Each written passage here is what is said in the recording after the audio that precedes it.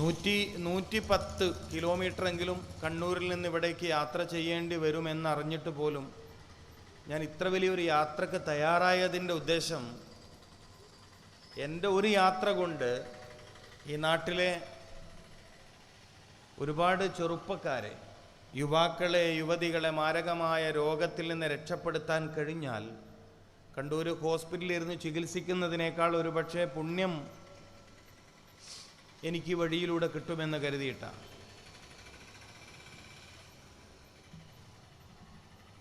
ഞാൻ സാധാരണ ഹോസ്പിറ്റലിൽ ജോലി ചെയ്യുന്ന ഉച്ചയ്ക്ക് ശേഷമാണ്. ഉച്ചയ്ക്ക് ശേഷം ആരംഭിച്ചാൽ വൈകിട്ട് 6 മണി, ചിലപ്പോൾ 7 മണി വരെയൊക്കെയാണ് എൻ്റെ ഡ്യൂട്ടി ടൈം. ഇന്ന് ഞാൻ ലീവിലാണ് ഇവിടെ പരിപാടിക്ക് വരാൻ.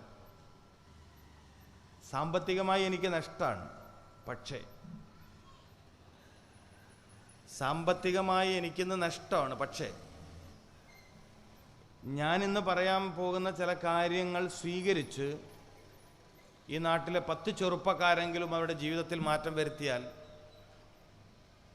ഈ സമുദായത്തിന് വലിയൊരു സാമ്പത്തിക മേന്മ ഉണ്ടാകുമെന്ന് ഞാൻ വിശ്വസിക്കുന്നു. കിഡ്നി ട്രാൻസ്പ്ലാന്റേഷൻ ചെയ്യാൻ 16-20 ലക്ഷം രൂപ ഒരാൾ ചിലവഴിക്കേണ്ടി വന്നാൽ 4-5 കൊല്ലം കഴിഞ്ഞാൽ കേരളത്തിലെ ഓരോ ഗ്രാമത്തിലും 10, 20, 30 പേര് കിഡ്നി മാറ്റി വെക്കേണ്ടി വരുമ്പോൾ അതിൽ ഈ വെണ്ണക്കോട് ദേശം ഉണ്ടാവും. അതിൽ നിന്ന് നിങ്ങൾ മാത്രം രക്ഷപ്പെടാൻ ചാൻസ് ഇല്ല.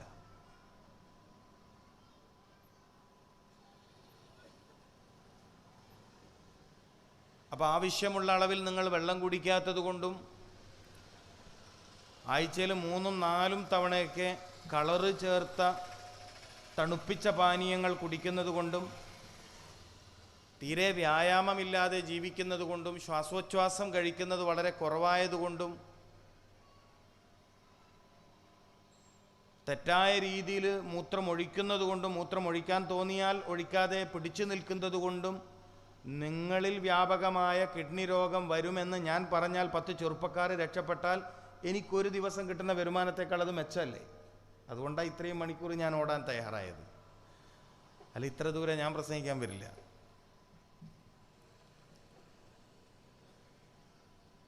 മുമ്പൊക്കെ വലിയ ആവേശമാണ് പ്രസംഗിക്കാൻ പോകാന്ന് പറഞ്ഞാൽ. കാരണം കുറേ ആൾ നമ്മളിങ്ങനെ നോക്കിയിരിക്കാൻ നമ്മൾ പറയാം. പക്ഷെ ഇപ്പോൾ തീരെ താല്പര്യമില്ലാത്തൊരു വിഷയമാണിത്. കാരണം ഒരു ഷോ പ്രോഗ്രാം മാത്രമാണ്. ആർക്കും റിസൾട്ടില്ലാത്തൊരു പരിപാടിയായി പ്രസംഗങ്ങളും ക്ലാസ്സുകളും മാറിയിട്ടുണ്ട്. പ്രസംഗകരുടെ പഞ്ഞം കൊണ്ടല്ലല്ലോ സമൂഹം ഇത്രമേൽ ശാരീരികമായി ഭയാനകമായ, നിങ്ങളൊന്ന് ആലോചിച്ച് നോക്ക്, മനുഷ്യ സമൂഹത്തിൻ്റെ പുരോഗതി എന്ന് പറഞ്ഞാൽ കുറേ ബിൽഡിംഗ് ഉണ്ടാവലാണോ, വാഹനം ഉണ്ടാവലാണോ? മനുഷ്യ സമൂഹത്തിൻ്റെ പുരോഗതി എന്ന് പറയുന്നത് വളരെ മനോഹരമായ കളറുകൾ ഉണ്ടാവലാണോ?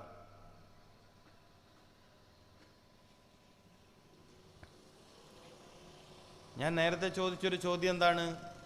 25 വർഷം മുമ്പ് ഈ നാട്ടിൽ കിഡ്നി രോഗികൾ ഉണ്ടായിരുന്നോ? ഒരുപക്ഷെ ഉണ്ടാവാം. അന്ന് ചിലപ്പോൾ അത് കണ്ടെത്താനുള്ള സംവിധാനമൊക്കെ ഇല്ലാത്തതിൻ്റെ പേരിൽ നിന്നൊക്കെ ടെക്നോളജി സംബന്ധമായി വർത്തമാനം പറയുന്നവർക്ക് പറയാൻ പറ്റിയേക്കും. പക്ഷെ എന്നാൽ പോലും നമുക്ക് ഉറപ്പിച്ച് പറയാം, ഒരു 5-6 വർഷത്തിനിപ്പുറമാണ് കേരളത്തിൽ ഇത്ര വ്യാപകമായി കിഡ്നി രോഗികൾ ഉണ്ടായത്. ഇനി ഇതിനേക്കാൾ ഭീകരമാകും, ഇതിനേക്കാൾ ഭയാനകമാകും. ഓരോ മഹലിലും 5-10 ഡയാലിസ് മെഷീനുകൾ വാങ്ങി വെക്കേണ്ട ഒരവസ്ഥയിലേക്കാണ് വരും കാലം. ദൂരമൊന്നുമല്ല, 2-3 കൊല്ലം കഴിഞ്ഞാൽ 2-3 കൊല്ലം കഴിഞ്ഞാൽ വരാൻ പോകുന്നൊരു ചിത്രം അതാണ്. അള്ളാഹു നമ്മെ കാത്തുരക്ഷിക്കട്ടെ.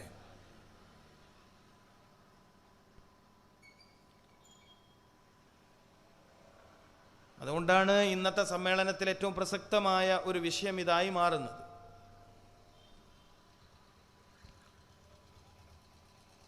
ദിനംപ്രതി കോടിക്കണക്കിന് രൂപയാണ് വ്യത്യസ്ത സംഘടനകളിലുള്ളവർ രോഗം പിടികൂടിയ ആളുകളെ പരിചരിക്കാൻ വേണ്ടി ചിലവഴിച്ചുകൊണ്ടിരിക്കുന്നു.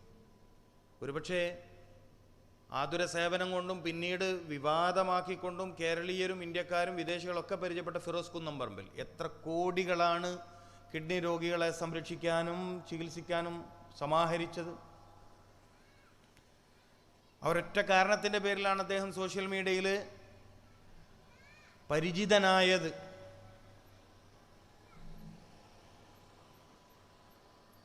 വിദേശ രാജ്യത്തുള്ള നമ്മുടെ സഹോദരന്മാർ രൂപീകരിച്ച KMCC പോലത്തെ സംഘടനകൾ, മറ്റ് സംഘടനകൾ,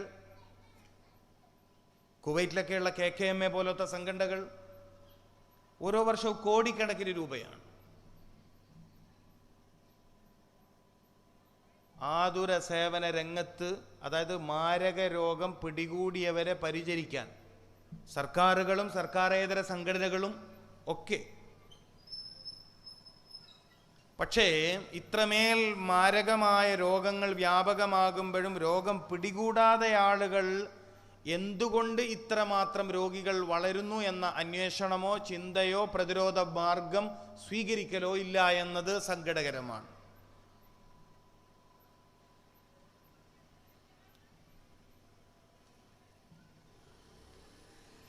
പല സ്ഥലങ്ങളിലും കേരളത്തിൽ ഇപ്പോൾ ഒരാഴ്ച 2 ആഴ്ച കൊണ്ട് എനിക്ക് കിട്ടിയ റിപ്പോർട്ട്, വ്യാപകമായി കരള് രോഗം,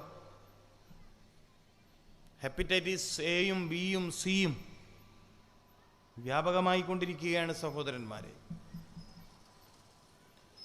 എല്ലാവരും ഭൗതിക ജീവിതത്തിലെ സൗഖ്യവും ക്ഷേമവും സന്തോഷവും അന്വേഷിക്കുമ്പോൾ വളരെ ദുരിതമയമാവുകയാണ്, വേദനാജനകമാവുകയാണ്, പ്രയാസകരമാവുകയാണ് നമ്മുടെ ജീവിതം. പഴയകാലത്തൊക്കെ നമ്മളൊരു തലവേദന പറയും, അല്ലെങ്കിൽ കാലുവേദന പറയും. ഹോസ്പിറ്റലിൽ നിരന്തരം ഇരിക്കുന്നൊരു വ്യക്തി എന്ന നിലയിൽ ഞാൻ നിരന്തരമായി ഇപ്പോൾ അടുത്ത കാലത്ത് കേൾക്കേണ്ടി വരുന്നൊരു വിഷയം, തല മുതൽ കാലിൻ്റെ പാദഭാഗത്തിൻ്റെ താഴ്ഭാഗം വരെ എല്ലായിടത്തും വേദന. നിങ്ങളൊന്ന് ചിന്തിച്ചു നോക്കി, ഒരു മനുഷ്യൻ പറയണ എവിടെയാണ് വേദന എന്ന് എനിക്ക് വേർതിരിച്ച് പറയാൻ പറ്റില്ല. എല്ലാ സ്ഥലത്തും വേദനയാണ്, എല്ലാ സ്ഥലത്തും വേദനയാണ്. എങ്ങനെ ഇയാൾ കിടന്നുറങ്ങും? എങ്ങനെയാണ് ഇയാൾ കിടന്നുറങ്ങുക? മഹാനായ പാണക്കാട് സയ്യിദ് ഹൈദരലി ശിഹാബ് തങ്ങൾ വർഷങ്ങൾക്ക് മുമ്പ് കേരളത്തിലെ ജനങ്ങളോട് മജ്ലിസുന്നൂർ വ്യാപകമാക്കാൻ പറഞ്ഞു. മജ്ലിസുന്നൂർ വ്യാപകമാക്കാൻ പറഞ്ഞതിൻ്റെ പിന്നിലെ ഒരു പ്രധാന കാരണം മാരകമായ രോഗങ്ങൾ തന്നെയാണ്. നമ്മുടെ കൺവെട്ടത്തുള്ള സംവിധാനങ്ങൾക്ക് ഈ മാരകമായ രോഗങ്ങളെ പ്രതിരോധിക്കാൻ കഴിയുന്നില്ല എന്നത് വസ്തുതയാണ്. എൻ്റെ പ്രിയപ്പെട്ട സഹോദരന്മാരും സഹോദരിമാരും മനസ്സിലാക്കേണ്ട ഒരു കാര്യം, നമുക്കിഷ്ടം പോലെ മെഡിക്കൽ കോളേജ് ഉണ്ട്, അവരൊക്കെ ചെയ്യുന്ന സേവനങ്ങൾ വളരെ വലുതാണ്. മെഡിക്കൽ കോളേജുകൾ, ഹോസ്പിറ്റലുകൾ, ക്ലിനിക്കുകൾ, ഹെൽത്ത് സെൻ്ററുകൾ ഒക്കെ ചെയ്യുന്ന സേവനങ്ങൾ വിലമതിക്കാൻ പറ്റാത്തതാണെങ്കിൽ പോലും മാരകമായ രോഗങ്ങളുടെ കടന്നുകയറ്റത്തെ പ്രതിരോധിക്കാൻ, പിടിച്ചു നിർത്താൻ നമ്മുടെ സംവിധാനങ്ങൾക്ക് കഴിയുന്നില്ല. ഇതൊരു നിസ്സാര കാര്യമായി നിങ്ങൾക്കാർക്കും തോന്നരുത്. ഒരു 5 വർഷം കൂടി കഴിഞ്ഞാൽ നമ്മുടെയൊക്കെ നാടിൻ്റെ അവസ്ഥ എന്താകുമെന്ന് അള്ളാഹുവിന് മാത്രമേ പറയാൻ പറ്റൂ. അത്ര ഭയാനകമാണ് രോഗങ്ങൾ.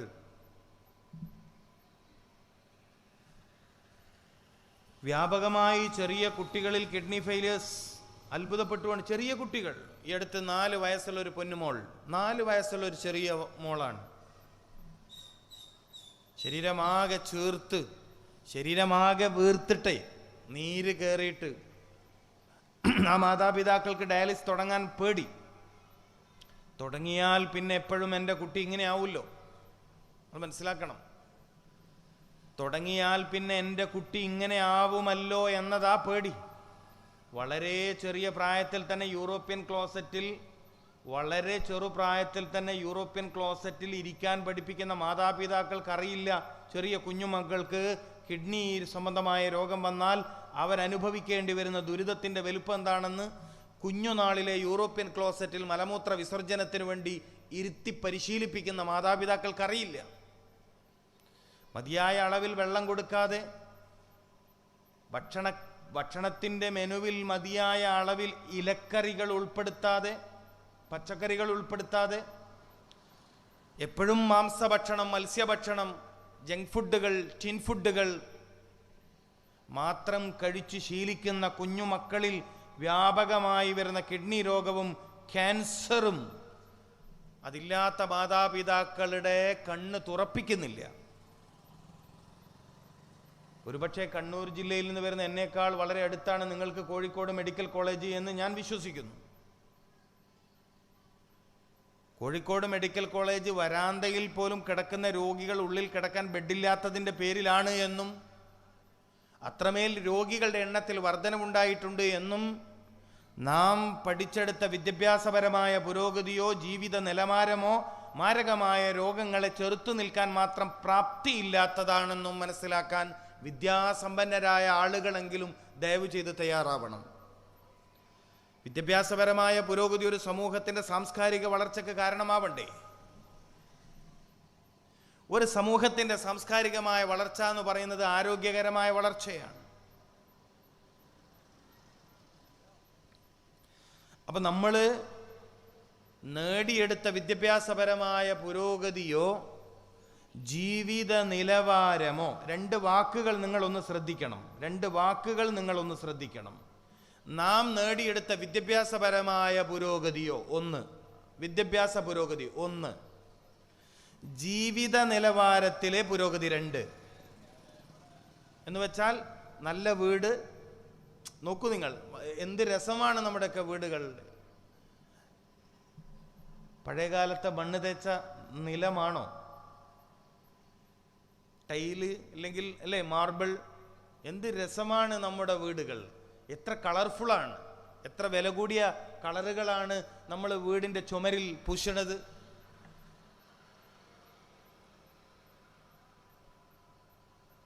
എന്നിട്ടും എൻ്റെ ചോദ്യം ഇതാണ്, എന്നിട്ടും നിങ്ങൾക്ക് നിങ്ങളുടെ ശരീരത്തിൻ്റെ ഏറ്റവും വലിയ അനുഗ്രഹമെന്ന് ഹബീബ് സയ്യിദുന മുഹമ്മദ് റസൂലുള്ളാഹി സല്ലല്ലാഹു അലൈഹി വസല്ലമ തങ്ങൾ പഠിപ്പിച്ച ആരോഗ്യത്തെ കാത്തു സൂക്ഷിക്കാൻ കഴിയുന്നില്ല എന്ന് ജലീൽ ദാരിമി പറഞ്ഞാൽ നിങ്ങളിൽ എത്ര പേർക്ക് ഇതിനെ നിഷേധിക്കാൻ പറ്റും? പ്രതിവർഷം 3 കോടിയിലധികം ആളുകൾക്ക് ശ്വാസകോശ സംബന്ധമായ രോഗം വരുന്നു. പ്രതിവർഷമാണിത്. 3 കോടിയിൽ പരം ആളുകൾക്ക് ശ്വാസകോശ രോഗം. ഇത് ചെറിയ കണക്കല്ലല്ലോ. 2 കോടിയിലധികം ആളുകളാണ് പ്രതിവർഷം ക്യാൻസർ രോഗത്തിന് അടിമകളാകുന്നത്.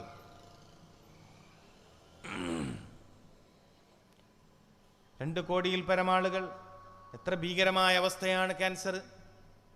ജീവിതത്തിൻ്റെ സർവ്വരസങ്ങളെയും മുറിച്ചു കളയുന്ന മാരകമായ രോഗം, മരണം രോഗി കൊതിക്കുന്ന രോഗം, മോർഫിൻ പോലത്തെ മാരകമായ ഗുളികകൾ കഴിച്ച് വേദനകൾ അറിയാതിരിക്കാൻ, ശരീരത്തിന് പിടികൂടിയ ഭയാനകമായ വേദന അറിയാതിരിക്കാൻ മോർഫിൻ പോലത്തെ അതിമാരക സ്വഭാവമുള്ള മരുന്ന് കഴിച്ച് വയറും നാവും പൊള്ളിപ്പോവുന്ന, അള്ളാഹു കാത്തുരക്ഷിക്കട്ടെ, അള്ളാഹു നമ്മെ കാത്തുരക്ഷിക്കട്ടെ.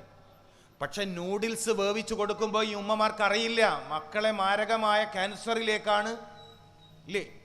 നൂഡിൽസ് ആഴ്ചയിൽ 2, 3, 4 തവണയ്ക്ക് രുചികരമായ നൂഡിൽസ്, മാഗി. ഈ ഉമ്മമാർക്കറിയില്ല കുഞ്ഞുങ്ങളെ ഉദര സംബന്ധമായ മാരകമായ ക്യാൻസറിലേക്കാണ് ഞാൻ എൻ്റെ അടുക്കളയിൽ നിന്ന് പാചകം ചെയ്യുന്നത് എന്ന് ഉമ്മമാർക്കറിയില്ല.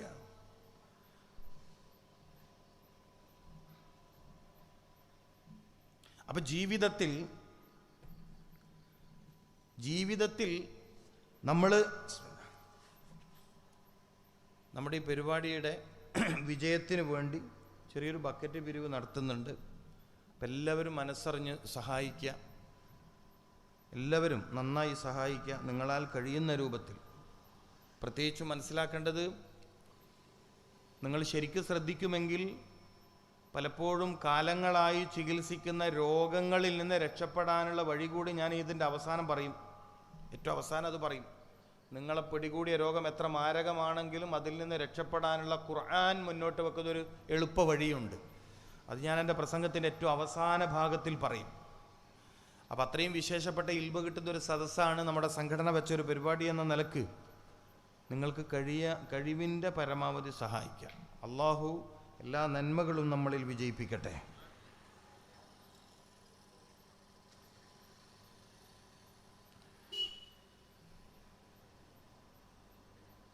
അപ്പോൾ ഞാൻ പറഞ്ഞു വന്നത്, കുട്ടികളെ, ചെറിയ കുഞ്ഞുമക്കൾ, അവർ കഴിക്കുന്ന ഭക്ഷണത്തിലൂടെ അവർ മാരകമായ രോഗത്തിലേക്ക് പോവാണ്. അപ്പോൾ മാരകമായ രോഗങ്ങൾ ഒരു ഭാഗത്ത്, ചികിത്സയോ അതിനേക്കാൾ രസകരം, ഭീകരം എന്നൊക്കെ പറയേണ്ടി വരും. ചികിത്സിക്കാന്നല്ലാതെ സൂക്കേട് മാറിയ അനുഭവമുള്ള ആരെങ്കിലും ശ്വാസത്തിലിരിക്കുന്നുണ്ടോ? നിങ്ങൾ പറയും. ചികിത്സിക്കുക, അതിങ്ങനെ തുടരുക എന്നല്ലാതെ രോഗം മാറിയ ഒരാളുണ്ടോ കൂട്ടത്തിൽ? എൻ്റെ പനി മാറിയും, പനി രോഗമാണോ? നിങ്ങൾ പറയും പ്രിയപ്പെട്ട സഹോദരന്മാർ, ഈ സദസ്സിൻ്റെ പ്രസക്തി എന്താണ് എന്നറിയാനാണ് ഞാൻ ചോദിക്കുന്നത്. 10 കൊല്ലമായി മരുന്ന് കുടിക്കുന്ന ആളുകൾ ഈ സദസ്സിലില്ലേ? ഡോക്ടറുടെ സാമ്പത്തിക പ്രശ്നം പരിഹരിച്ചു എന്നല്ലാതെ ഈ രോഗം പിടിച്ച മനുഷ്യൻ്റെ ശാരീരിക പ്രശ്നം പരിഹരിച്ചോ എന്നാണ് എൻ്റെ ചോദ്യം. ഉണ്ടോ? 20 കൊല്ലമായി മരുന്ന് കുടിക്കുന്ന ആളുണ്ടാവൂലേ കൂട്ടത്തിൽ? ഞാൻ വേറൊരു കാര്യം കൂടി ചോദിക്കാം. കുടിക്കാൻ തുടങ്ങുമ്പോൾ 1 ഗുളികയോ 2 ഗുളികയോ അല്ല, ഇപ്പം എത്രയായി? 4, 5? പുരോഗതി ഉണ്ടല്ലേ, മാറ്റമുണ്ട്.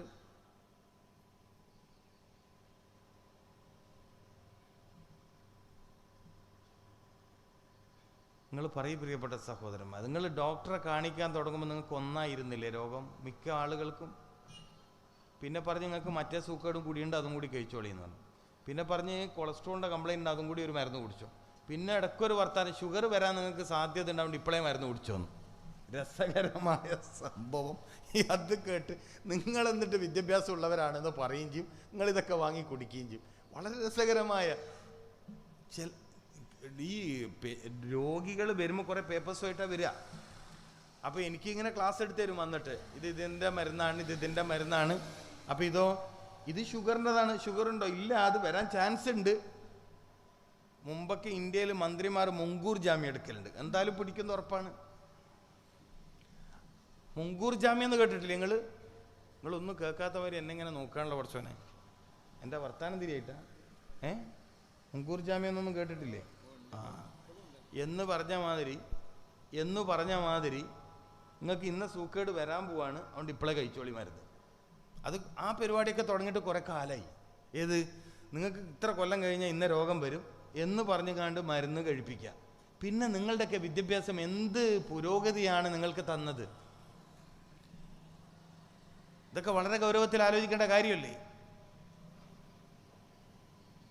ഇസ്ലാം ശരിയായ വായനയ്ക്ക് വിധേയമാക്കപ്പെടാത്തത് കൊണ്ടല്ലേ ഈ ഒരു അബദ്ധം പറ്റിയത്? പ്രതിരോധം ആവശ്യമാണ്. പ്രതിരോധത്തിന് മരുന്നിൻ്റെ ആവശ്യമില്ല. പ്രതിരോധം ആവശ്യമാണ്. Prevention is better than cure. രോഗം വന്ന് ചികിത്സിക്കുന്നതിനേക്കാൾ നല്ലത് രോഗം വരാതെ നോക്കലാണ്. അതുകൊണ്ടാണ് സയ്യിദുനാ മുഹമ്മദുർ റസൂൽ സല്ലല്ലാഹു അലൈഹി വസല്ലമ തങ്ങൾ അല്ലാഹുമ്മ ഹ്ദിനാ ഫീമൻ ഹദൈത് വആഫിനാ ഫീമൻ ആഫൈത്. പ്രതിരോധം. വആഫിനാ ഫീമൻ ആഫൈത്, അതാണ് പ്രതിരോധം. ഇന്നാ നസ്അലുകൽ അഫ്വ വൽ ആഫിയ, പ്രതിരോധമാണ്. ഇസ്ലാം മനുഷ്യ ജീവിതത്തിനുമേൽ വ്യതിരിക്തമായ, വളരെ വ്യതിരിക്തമായ, മനോഹരമായ രാജപാത വെട്ടിത്തെളിച്ച മതമാണ്. അപ്പം രോഗം വരാൻ സാധ്യതയുണ്ട്, ശരീരത്തിൽ രോഗം വരാൻ സാധ്യതയുണ്ട്, ആഫിയത്ത് കുറയാൻ സാധ്യതയുണ്ട്. അത് കുറയാതിരിക്കാൻ പ്രാർത്ഥന വേണം. ഇസ്ലാമിൻ്റെ അധ്യാപനം അങ്ങനെയാണ്. പക്ഷേ പഠിച്ച് വിവരമില്ല ചില ആളുകൾ പറഞ്ഞു സൂക്കേട് വരാതിരിക്കാനും മരുന്ന്, വന്നാലും മരുന്ന്, വരാൻ പോകുന്നു എന്ന പേടിയിലും മരുന്ന്. എന്നിട്ടോ മരുന്ന് കുടിച്ചതിൻ്റെ പേരിൽ പുതിയ രോഗം വന്ന് എന്നിട്ട് വീണ്ടും മരുന്ന്. സാധാരണക്കാരായ ആളുകൾ ഇത്തരം കാര്യങ്ങളൊന്നും ചർച്ച ചെയ്യാറില്ല, അറിയില്ല.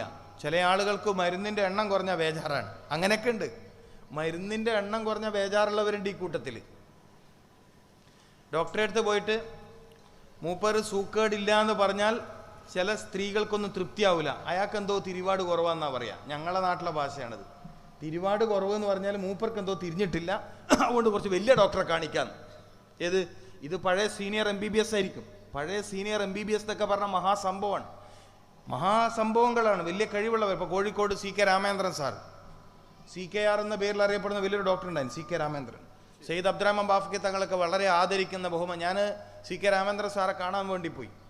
അദ്ദേഹത്തെ അറിയാനും പഠിക്കാനും, വൈദ്യശാസ്ത്രം പഠിക്കുന്നതിൻ്റെ ഭാഗമായിട്ട് ഒരുപാട് ഡോക്ടേഴ്സിനെ കാണാൻ ഞാൻ പോയിട്ടുണ്ട്. അവരൊക്കെ എങ്ങനെയാണ് മികച്ച ആളുകളായത്. പ്രവാചക വൈദ്യത്തിൻ്റെ പ്രസക്തി എന്ന പേരിൽ ഇമ്പോർട്ടൻസ് ഓഫ് പ്രൊഫറ്റോപ്പതി എന്നൊരു ഒരു ലഘു പുസ്തകമുണ്ട് അദ്ദേഹത്തിൻ്റെ. ഡോക്ടർ CK രാമചന്ദ്രൻ എഴുതിയൊരു ലഘു കുറിപ്പുണ്ട്, ഇമ്പോർട്ടൻസ് ഓഫ് പ്രൊഫറ്റോപ്പതി. ആരോഗ്യ വിഷയത്തിൽ പ്രവാചക വൈദ്യ അധ്യാപനങ്ങളുടെ പ്രസക്തി എന്നാണ് അദ്ദേഹം എഴുതി വെച്ച കുറിപ്പിൻ്റെ പേര്. ഞാൻ ആദരവോടെ എൻ്റെ കൺസൾട്ടിംഗ് റൂമിൻ്റെ മേശപ്പുറത്ത് അത് വെക്കാറുണ്ട്. ഇങ്ങനെ വളരെ കഴിവുള്ള പഴയ കാലത്തെ ഡോക്ടേഴ്സും ഉണ്ട്, മനസ്സിലാക്കണം. അവരൊക്കെ ആവശ്യമുണ്ടെങ്കിൽ മാത്രമേ മരുന്നെഴുതൂ. ഇപ്പം എൻ്റെ കണ്ണൂർ രൈരു ഗോപാൽ എന്ന് പറയുന്നൊരു ഡോക്ടർ ഉണ്ടായിരുന്നു. ആകെക്കൂടി ആശുപത്രി പോയി വരുമ്പോഴത്തേക്ക് 30-40 രൂപയാണ് രോഗിക്ക് ചെലവ്, മനസ്സിലാക്കണം. 10 രൂപ ഫീസും ഒരു 10-20 രൂപയുടെ മരുന്നും. ഇന്ന് ഡോക്ടർ ഉണ്ടോ എന്ന് ചോദിക്കണമെങ്കിൽ 100 രൂപ കൊടുക്കണം. ഡോക്ടറുടെ മുഖം ആണെങ്കിൽ 300 രൂപ. അവിടെ ടോക്കൺ എടുത്ത വക ആശുപത്രിക്ക് 50 രൂപ വേറി, 450 രൂപ. നിങ്ങളുടെ നാട്ടിലെ കഥയല്ല, ഞാൻ എൻ്റെ നാട്ടിലൊക്കെ ചില സ്ഥലത്തുള്ള കഥ പറഞ്ഞതാണ്.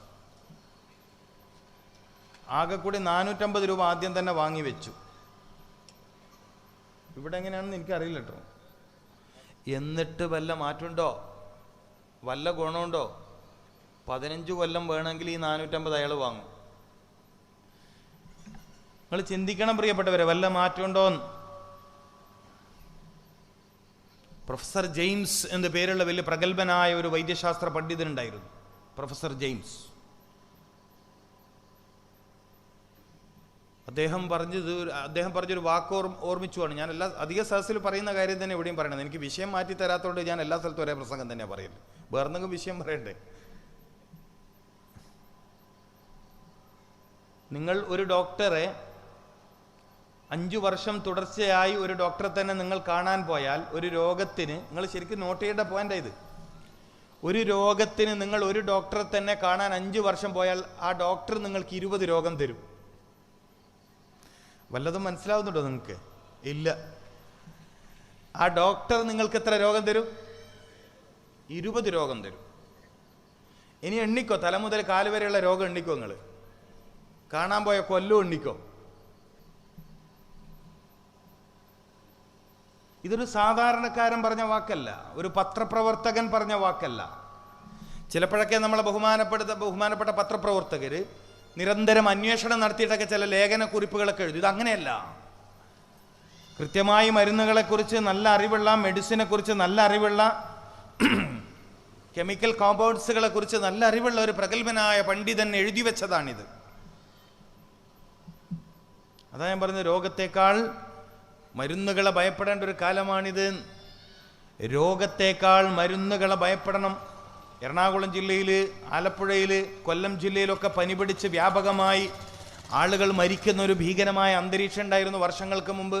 അന്നെൻ്റെ കണ്ണൂരുകാരിയായിരുന്നു ആരോഗ്യവകുപ്പ് മന്ത്രി. എൻ്റെ നാട്ടിൻ്റെ അടുത്തുള്ള ഒരു ടീച്ചറായിരുന്നു ആ പാവം സ്ത്രീ ഒരുപാട് ചീത്ത കേട്ടു പനി പിടിച്ച ആൾ മരിച്ചതിൻ്റെ പേരിൽ.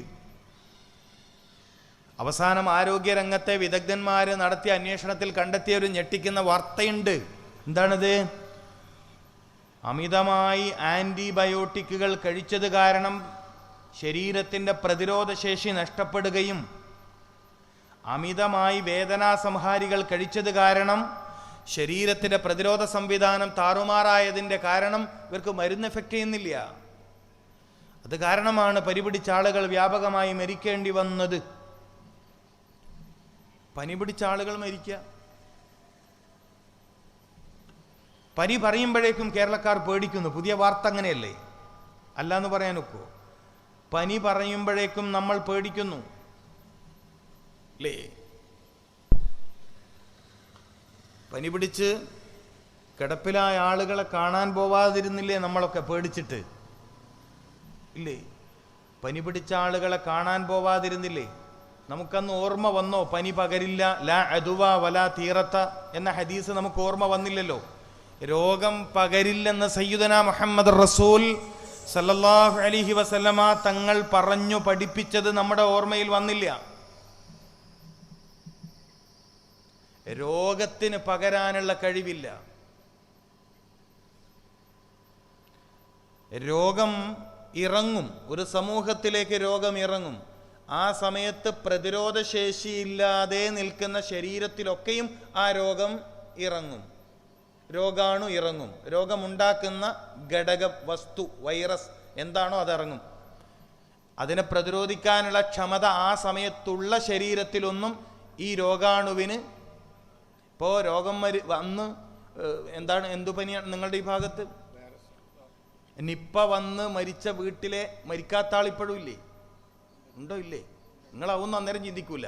അന്ന് മീഡിയയിൽ വളരെ വിരളി പിടിച്ച് ശരീരമാസകലം ബാൻഡേജ് ചെയ്ത് പറയുന്ന ആളുകളുടെ വാക്ക് മാത്രമേ അപ്പം നിങ്ങളുടെ ഓർമ്മയിൽ വരൂ.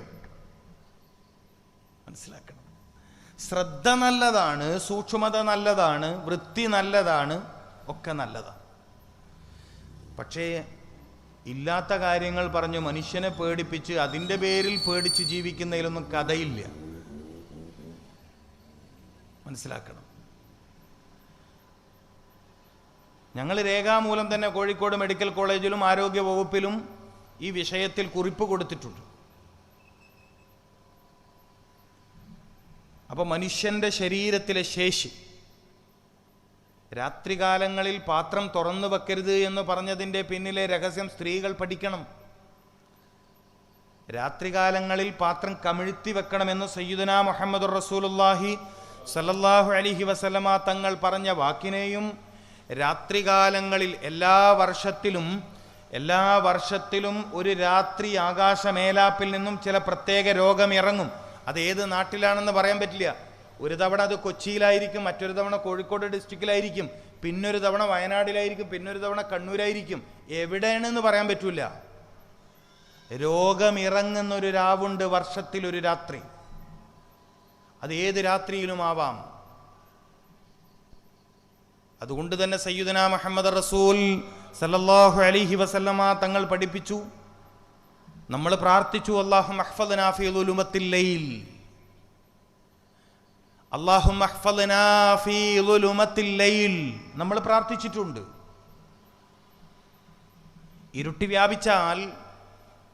ഇരുട്ട് വ്യാപിച്ചാൽ ആകാശമേലാപ്പിൽ നിന്നും ഇറങ്ങി വരാൻ സാധ്യതയുള്ള ചില വിപത്തുകളെ തൊട്ട് കാവലിനെ ചോദിക്കണം വിശ്വാസി. അപ്പൊ രോഗം വരാതിരിക്കാൻ പ്രാർത്ഥന, രോഗം വരാതിരിക്കാൻ ഭക്ഷണം, രോഗം വരാതിരിക്കാൻ വ്യായാമം, രോഗം വരാതിരിക്കാൻ വിശ്രമം, രോഗം വരാതിരിക്കാൻ വസ്ത്രം, രോഗം വരാതിരിക്കാൻ വെള്ളം, രോഗം വരാതിരിക്കാൻ പാല്, രോഗം വരാതിരിക്കാൻ പഴം. ഇതൊക്കെയാണ് സയ്യിദുനാ മുഹമ്മദ് റസൂൽ സല്ലല്ലാഹു അലൈഹി വസല്ലമ തങ്ങളുടെ ജീവിതത്തിലെ വലിയ അധ്യാപനങ്ങൾ. ഈ കാലത്ത് ഇതിനൊക്കെ വലിയ പ്രസക്തിയുണ്ട് എന്നെൻ്റെ സഹോദരന്മാർ മനസ്സിലാക്കണം. എന്തുകൊണ്ട്? ഒന്ന്, മാരകമായ രോഗങ്ങൾ വ്യാപിക്കുന്നു, ഒന്നാമത്തെ കാരണം. രണ്ടാമത്തെ കാരണം എന്താണ്? രോഗത്തിൻ്റെ പേരിലുള്ള ചികിത്സകൾ വിജയിക്കുന്നില്ല. ഇത് ഡോക്ടേഴ്സിൻ്റെ കുറവൊന്നുമല്ല കേട്ടോ. ഞാൻ ഏതെങ്കിലും ശാസ്ത്രശാഖയിലെ ഡോക്ടർമാരെ കുറ്റപ്പെടുത്തുകയല്ല ചെയ്യുന്നത്. ചികിത്സകൾ വിജയിച്ചതായിട്ട് നമ്മുടെ ആരുടെയും അനുഭവത്തിലില്ല. ഉള്ളവർ പറയട്ടെ. പ്രമേഹ രോഗം വന്നിട്ട് എനിക്ക് മാറിയിട്ടുണ്ട് പറയട്ടെ. ഞാൻ ഒരു 4-5 മാസം മരുന്ന് കഴിച്ചപ്പോഴേക്കും എനിക്ക് പ്രമേഹം ഇല്ലാണ്ടായി എന്നാൽ അങ്ങനെ പറയട്ടെ. ഞാൻ ഹാർട്ട് അറ്റാക്ക് വന്ന് ചികിത്സിച്ചു, ഇപ്പം എനിക്ക് പ്രശ്നമൊന്നുമില്ല എന്ന് പറയും. നിങ്ങൾ പറയും. കാൽമുട്ടിന് തേയ്മാനം വന്നു, അല്ലെങ്കിൽ മുട്ട് മടക്കാൻ പറ്റാണ്ടായി, അങ്ങനെ ഒരു 5-6 മാസം മരുന്ന് കുടിച്ചു, ഇപ്പം നല്ല റാഹത്താണ്, ഇപ്പം മരുന്ന് കുടിക്കണില്ല എന്ന് നിങ്ങൾക്ക് പറയാൻ പറ്റുമോ?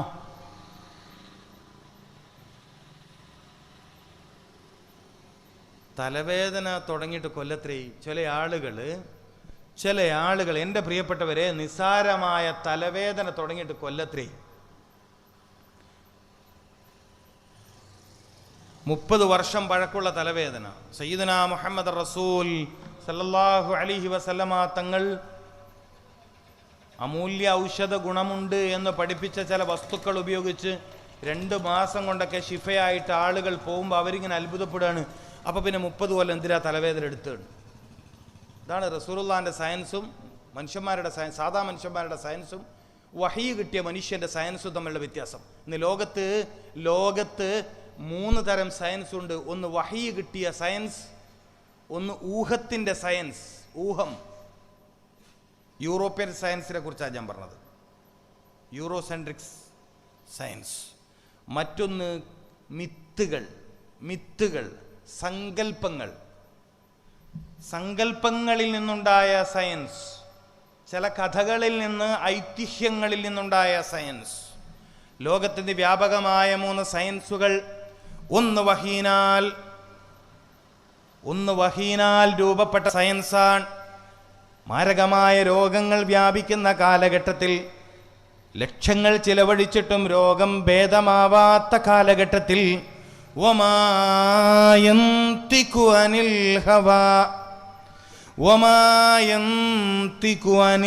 ഹവാ ഇൻ ഹുവ ഇല്ലാ വഹ്യുൻ യൂഹാ. വഹീ പ്രകാരമല്ലാതെ സംസാരിച്ചിട്ടില്ലാത്ത, വഹീൻ്റെ സംസാരത്തിൻ്റെ മാനദണ്ഡം വഹീ. സമൂഹത്തോട് വല്ല കാര്യവും പറഞ്ഞിട്ടുണ്ടെങ്കിൽ അത് വഹീ പ്രകാരം. നമ്മുടെ ഒരു നിർഭാഗ്യം, ഈ ഇരിക്കുന്ന നിങ്ങളിൽ പലരുടെയും നിർഭാഗ്യം എന്ന് പറയുന്നത് വഹീനാൽ രൂപപ്പെട്ട സയൻസ് അനുഭവിക്കാൻ നിങ്ങളിൽ പലർക്കും കഴിഞ്ഞിട്ടില്ല എന്ന ദുർഭാഗ്യമാണ്. അപ്പോൾ വഹീനാലുണ്ടായ സയൻസ്, ആ സയൻസിൻ്റെ ധൈര്യത്തിലാണ് സയ്യിദുനാ മുഹമ്മദുർ റസൂൽ സല്ലല്ലാഹു അലൈഹി വസല്ലമ തങ്ങൾ പറഞ്ഞത്. എന്താ പറഞ്ഞ വാക്കെന്താണ്? മാ അൻസലല്ലാഹു ദാഅൻ, അല്ലാഹു മനുഷ്യന് മേൽ ഒരു രോഗത്തെയും ഇറക്കിയിട്ടില്ല. മാ അൻസലല്ലാഹു ദാഅൻ, മനുഷ്യന് മേൽ അല്ലാഹു ഒരു രോഗത്തെയും ഇറക്കിയിട്ടില്ല. ഇല്ലാ അൻസല ലഹു ശിഫാ, ഇല്ലാ അൻസല ലഹു ശിഫാ, ആ രോഗത്തിൻ്റെ ശിഫയെ ഇറക്കിയിട്ടല്ലാതെ,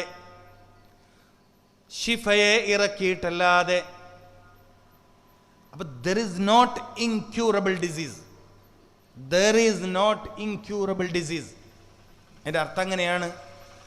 വിട്ടുമാറാത്ത രോഗമില്ല,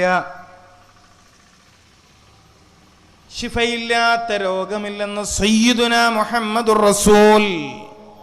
നിങ്ങൾ ഏത് സയൻസിന്റെ അടിസ്ഥാനത്തിലാണ് സംസാരിക്കുന്നത്? തൗഹീദ് പറയുമ്പോൾ തന്നെ ശിർക്ക് കലർന്ന വർത്തമാനം പറയാൻ, തൗഹീദിന്റെ ആളുകളാണെന്ന് പറയുമ്പോൾ തന്നെ ജൂതയിസത്തിൻ്റെയും അതിനോട് ചേർന്ന് നിൽക്കുന്ന ചില ഇസത്തിൻ്റെയും ചേരുവ ചേർത്ത വർത്തമാനം പറയാൻ ഈമാന്റെ അഹ്ലുകാർക്ക് എങ്ങനെയാണ് കഴിഞ്ഞത്? അതുകൊണ്ടല്ലേ നിങ്ങൾ ഈ ചില പ്രയോഗങ്ങൾ നടത്തിയത്. മാറാരോഗം അങ്ങനൊന്നുണ്ടോ?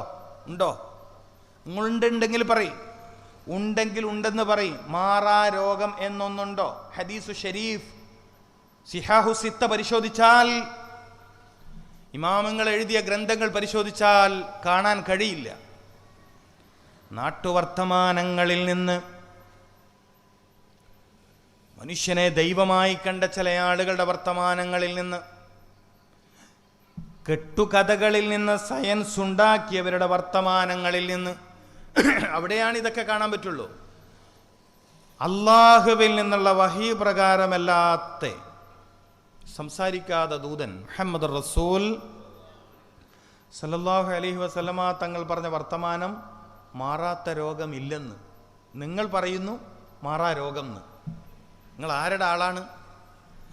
നിങ്ങൾ ആരുടെ ആളാണ്? നിങ്ങൾ ആരുടെ ആളാണെന്ന് എൻ്റെ ചോദ്യം. നബി സല്ലല്ലാഹു അലൈഹി വസല്ലമ തങ്ങളുടെ ആളാണോ? സുന്നി യുവജന സംഘം ഒരാദർശത്തെ, സംഘടനക്ക് പേര് വെച്ചൊരു സംഘമാണ് സുന്നത്ത്. ലൈഫ് സ്റ്റൈൽ ഡിസീസ് എന്ന് പറഞ്ഞാൽ ഇത്തിബാഉ സുന്നക്കെതിരാകുമ്പോൾ വരുന്ന രോഗം എന്നാണ് അർത്ഥം. ജീവിതശൈലി രോഗമാണല്ലോ പുതിയ കാലത്തെ രോഗം. ജീവിതശൈലി രോഗം എന്നാണ് പുതിയ കാലത്തെ രോഗങ്ങളെ വ്യാപകമായി വിളിക്കുന്നത്. ജീവിതശൈലി രോഗം എന്ന് മലയാളത്തിൽ പറയുന്നത് എന്തിനെയാണ്? ഇത്തിബാഉ സുന്ന. നബി സല്ലല്ലാഹു അലൈഹി വസല്ലമ തങ്ങളുടെ സുന്നത്തുകൾ ഒരാൾ ഉപേക്ഷിച്ചാൽ അയാൾക്ക് വരുന്ന രോഗങ്ങൾ എന്താണ് അർത്ഥം? അപ്പൊ രോഗം വരാത്ത ജീവിതശൈലി ഏതാണ്? സുന്നത്തുർ റസൂൽ സല്ലല്ലാഹു അലൈഹി. ഇത് ആരുടെ മുമ്പിലാണ് നമുക്ക് പറയാൻ പറ്റാത്തത്? CK രാമേന്ദ്രൻ സാർ എന്ന ഹൈന്ദവ സഹോദരൻ, ആയുർവേദത്തിൽ അപാര പാണ്ഡിത്യമുള്ള വലിയ വിശ്വഗരൻ, അലോപ്പതിയിൽ അങ്ങേയറ്റത്തെ പാണ്ഡിത്യമുള്ളയാൾ, കോഴിക്കോട് മെഡിക്കൽ കോളേജിന്റെ ചരിത്രത്തിലെ മഹാവിശ്വഗരൻ, ആയിരക്കണക്കിന് ഡോക്ടർമാരുടെ ഗുരുവര്യൻ, അദ്ദേഹം കോഴിക്കോട് അങ്ങാടി പറഞ്ഞ കാര്യമാണ് ഞാൻ ഈ പറയുന്നത്. ഇനി വരും കാലം രോഗമില്ലാതാവണമെങ്കിൽ ഖുർആനിക വൈദ്യശാസ്ത്രം ഉയർന്നു വരണം. ഇത് ഖുർആന്റെ അഹ്ലുകാർ പറയൂല. അതുകൊണ്ട് എല്ലാ ഹോസ്പിറ്റലും നിങ്ങളുടെ എന്താ പറയാ പേരുകൾ വ്യാപകമാണ്. രജിസ്ട്രേഷൻ ബുക്കുകൾ പരിശോധിച്ചാൽ പേരുകൾ വ്യാപകമാണ്. എഡ്വേർഡ് ജി ബോൺ എന്ന ക്രിസ്തീയ സഹോദരൻ എഴുതിയ പുസ്തകത്തിന്റെ പേര് ഇസ്ലാമിക് മെഡിസിൻ എന്നാണ്. ഒരു പുസ്തകത്തിന്റെ പേര് ഇസ്ലാമിക് മെഡിസിൻ. വരും കാലത്തെ മാരകമായ രോഗങ്ങളെ ഇല്ലായ്മ ചെയ്യാൻ സ്വാമി നിത്യ ചൈതന്യ യതി പറഞ്ഞല്ലോ. ഇത് ഭാരതീയ ദർശനങ്ങളിൽ അഗാധ പാണ്ഡിത്യമുള്ള ഒരു ഗുരുവര്യൻ, സന്യാസി വര്യൻ. പിന്നെ എൻ്റെ പ്രിയപ്പെട്ട സഹോദരന്മാരെ, സ്ഥിരം ഖുർആൻ കാണുന്ന നിങ്ങൾക്ക് ഈ വാക്ക് പറയാൻ എന്ത് കാരണത്താലാണ് മടി? ഏത് അറിവില്ലായ്മയാണ് നിങ്ങളെ വീണ്ടും വീണ്ടും ഈ വർത്തമാനം പറയിപ്പിക്കുന്നത് എന്നാണ് എനിക്ക് ചോദിക്കാനുള്ളത്. ഇസ്ലാമിൻ്റെ പേരിൽ, ഇസ്ലാമിക ചിഹ്നങ്ങളുടെ പേരിൽ, ഇസ്ലാമിക ആദർശങ്ങളുടെ പേരിൽ അഭിമാനം കൊള്ളുന്ന നമ്മൾ ജീവിതത്തിലെ ഏറ്റവും വലിയ സൗഭാഗ്യം നഷ്ടപ്പെട്ടു പോയപ്പോൾ, ഒരു മനുഷ്യന് ഈ ഭൂമിയിൽ ഈമാൻ കഴിഞ്ഞാൽ, ഈമാൻ എന്ന അനുഗ്രഹം കഴിഞ്ഞാൽ അള്ളാഹുവിൽ നിന്ന് ലഭിക്കുന്ന ഏറ്റവും വലിയ അനുഗ്രഹം ആരോഗ്യമാണ്. ആരോഗ്യമാണ്. അള്ളാഹു ആ കൂട്ടത്തിലേക്ക് നമ്മൾ ചേർത്ത് തരട്ടെ. അള്ളാഹുവെ സദസ്സിൽ രോഗികൾ ഉണ്ടെങ്കിൽ അവർക്ക് ഇത് ശിഫ കൊടുക്കണേ അല്ല, ആഫിയത്ത് തിരിച്ചു കൊടുക്കണേ തമ്പുരാനെ. എല്ലാ രോഗികൾക്കും നീ ശിഫയും ആഫിയത്തും പ്രദാനം ചെയ്യണേ അല്ല. മാരകമായ രോഗങ്ങളെ തൊട്ട് ഞങ്ങളുടെ ശരീരത്തെ നീ കാത്തുരക്ഷിക്കണേ തമ്പുരാൻ.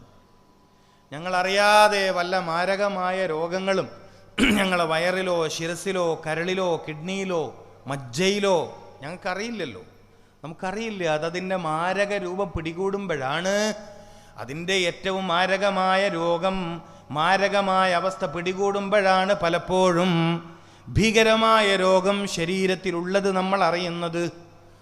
അത്തരം വല്ല അവസ്ഥകളും നമ്മുടെ ആരുടെയെങ്കിലും ശരീരത്തിലുണ്ടെങ്കിൽ അള്ളാഹു നമ്മുടെ ശരീരത്തിൽ നിന്ന് നീക്കിത്തരട്ടെ. അപ്പൊ ഞാൻ പറഞ്ഞ വാക്കെന്താണ്? സയ്യിദുനാ മുഹമ്മദുർ റസൂൽ സല്ലല്ലാഹു അലൈഹി വസല്ലമ തങ്ങൾ ലോകത്തോട് പറയുന്നു, മാ അൻസലല്ലാഹു ദാഅൻ, അല്ലാഹു മനുഷ്യനുമേൽ ഒരു രോഗത്തെയും ഇറക്കിയിട്ടില്ല. അപ്പൊ ഈ ഭൂമിയിൽ രോഗങ്ങളില്ല, ആ രോഗത്തിന്റെ ശിഫ ഇറങ്ങിയിട്ടല്ലാതെ. തദാവൂ യാ ഇബാദല്ലാഹ്, തദാവൂ യാ ഇബാദല്ലാഹ്, ഈ അല്ലാഹുവിൻ്റെ അടിമകളെ, രോഗം വന്നാൽ നിങ്ങൾ ചികിത്സിക്കണം. രോഗം വന്നാൽ നിങ്ങൾ ചികിത്സിക്കണം. ചില ആളുകൾ രോഗം വന്നാൽ ചികിത്സിക്കില്ല. പ്രത്യേകിച്ചും സ്ത്രീകൾക്ക് ഒരു പരിധിവരെ ഈ സ്വഭാവം കൂടുതലാണ്. സാരമില്ല പിന്നെ കാണിക്കാം, സാരമില്ല പിന്നെ കാണിക്കാം, തൽക്കാലം ഉള്ള മരുന്നൊക്കെ കഴിച്ച് അഡ്ജസ്റ്റ് ചെയ്യുന്ന ഒരു രീതിയുണ്ട്. വളരെ ശ്രദ്ധിക്കേണ്ട ഒരു കാര്യം, രോഗം പിടികൂടിയാൽ ചികിത്സ നിർബന്ധമാണ്. പ്രത്യേകിച്ചും ഈ കാലഘട്ടത്തിൽ നല്ല കഴിവുള്ള ഡോക്ടർമാരെ കണ്ടെത്തണം. അവരെ അടുത്ത് കൺസൾട്ടിങ് ചെയ്യണം. വിദഗ്ധരായ ഡോക്ടർമാരെ കണ്ടെത്തുകയും അവരുടെ സമീപത്ത് പോയി ചികിത്സ തേടുകയും വേണം. രോഗങ്ങൾ പലതും തുടക്കത്തിൽ നിസ്സാരമായിരിക്കും. ഇപ്പം ഞാൻ പറയാം, ഇന്നിപ്പോൾ അധികം ആളുകൾക്കും ഗ്യാസ്ട്രിക് പ്രോബ്ലം ഉണ്ട്. ഗ്യാസിൻ്റെ കംപ്ലൈൻറ്റ് മിക്ക ആളുകളും അതിനെ വലിയ ഗൗരവത്തിൽ എടുക്കാറില്ല.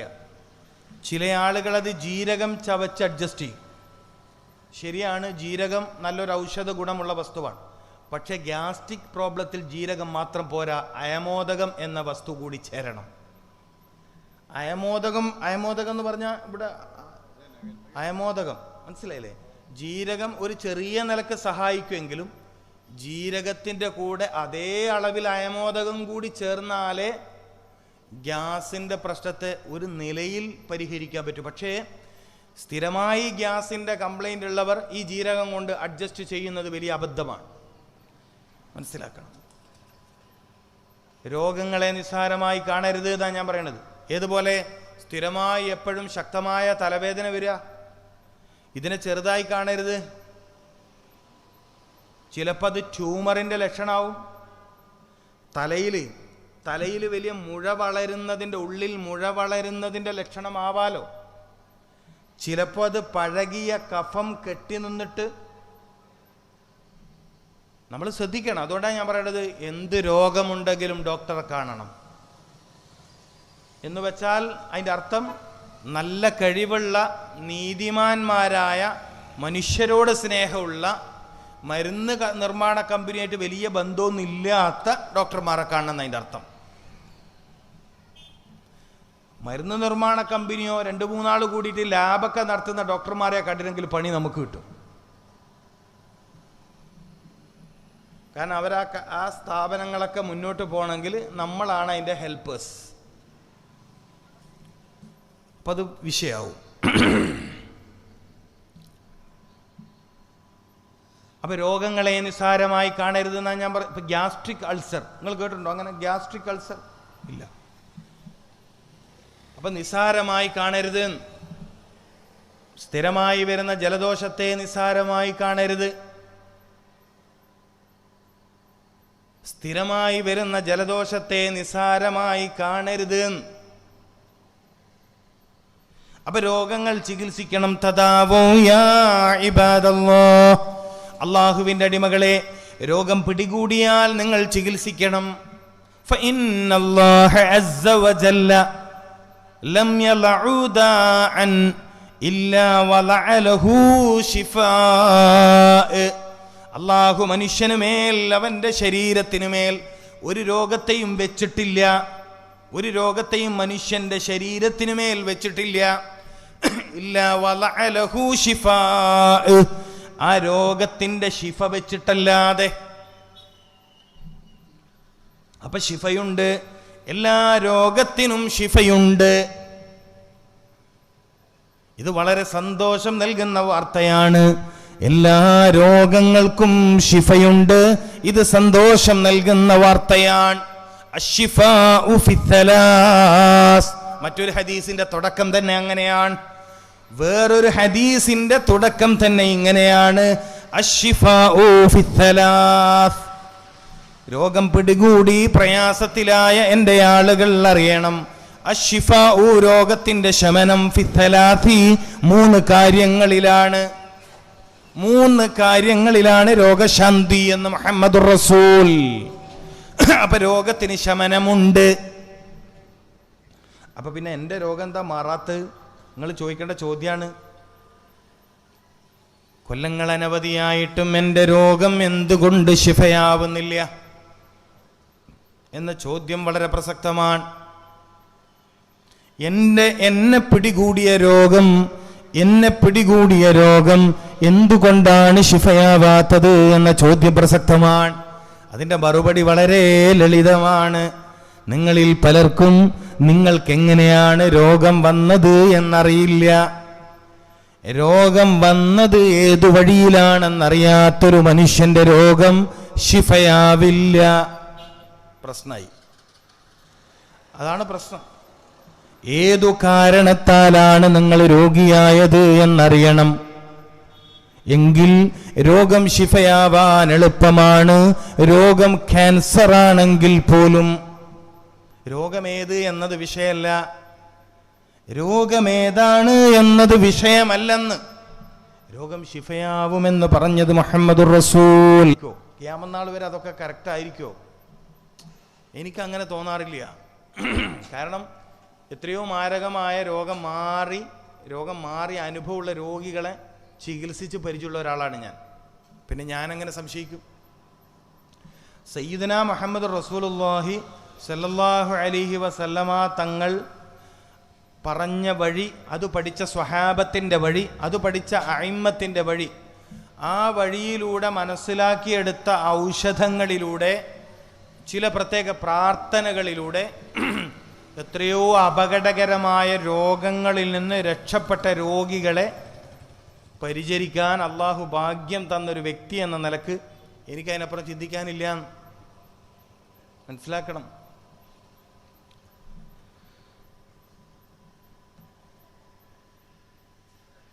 സ്ത്രീകളൊക്കെ ഒരുപക്ഷെ മഞ്ഞൾ, നമ്മുടെ വീട്ടിലെ മഞ്ഞൾ നമുക്കെത്ര നിസ്സാരാണത്. നമ്മളെ വീട്ടിലെ മഞ്ഞളിന് നമ്മളെന്ത് വില കൊടുക്കും? ഒരു വിലയും കൊടുക്കില്ല. ആകെ ഒരു നുള്ളു കറിയിൽ ഇട്ടെങ്കിലായി, ഇല്ലെങ്കിൽ ഇടാത്തവരുണ്ട് അല്ലേ? മുളകും മല്ലിയും പൊടിക്കുമ്പോൾ അതിൻ്റെ കൂടെ ഒരു പിടി ചേർത്ത് പൊടിച്ചെങ്കിലായി. അങ്ങനെ ഇവിടെ എങ്ങനെയാണെന്ന് എനിക്കറിയില്ല കേട്ടോ. 1 കിലോ മല്ലിയും 1 കിലോ മഞ്ഞളും 1 കിലോ മല്ലിയും 1 കിലോ മുളകും വാങ്ങും. ആ കൂട്ടത്തിൽ ഒരു 100 ഗ്രാം മഞ്ഞൾ വാങ്ങി ഒന്നിച്ച് പൊടിക്കുന്നവരുണ്ട്. സെപ്പറേറ്റ് വാങ്ങിയിട്ട് ഒരു നുള്ളു കറിയിൽ എപ്പോഴും ഇടുന്നവരുണ്ട്, തീരെ ഇടാത്തവരുണ്ട്. ക്യാൻസറിനെ തടയാൻ കഴിവുള്ള അമൂല്യ ഔഷധ ഗുണമുള്ള വസ്തുവാണ് മഞ്ഞൾ എന്നറിയുന്ന എത്ര പേരുണ്ട് നമ്മുടെ കൂട്ടത്തിൽ? കരൾ രോഗത്തെ പ്രതിരോധിക്കാൻ കഴിയുന്ന, ഹെപ്പറ്റൈറ്റിസ് രോഗങ്ങളെ പരിഹരിക്കാൻ കഴിയുന്ന അമൂല്യമായ ഔഷധ ഗുണമുള്ള വസ്തുവാണ് ഈ മഞ്ഞൾ എന്നറിയുന്ന എത്ര പേരുണ്ട് നമ്മുടെ കൂട്ടത്തിൽ? ആർത്രൈറ്റിസ് രോഗങ്ങളിൽ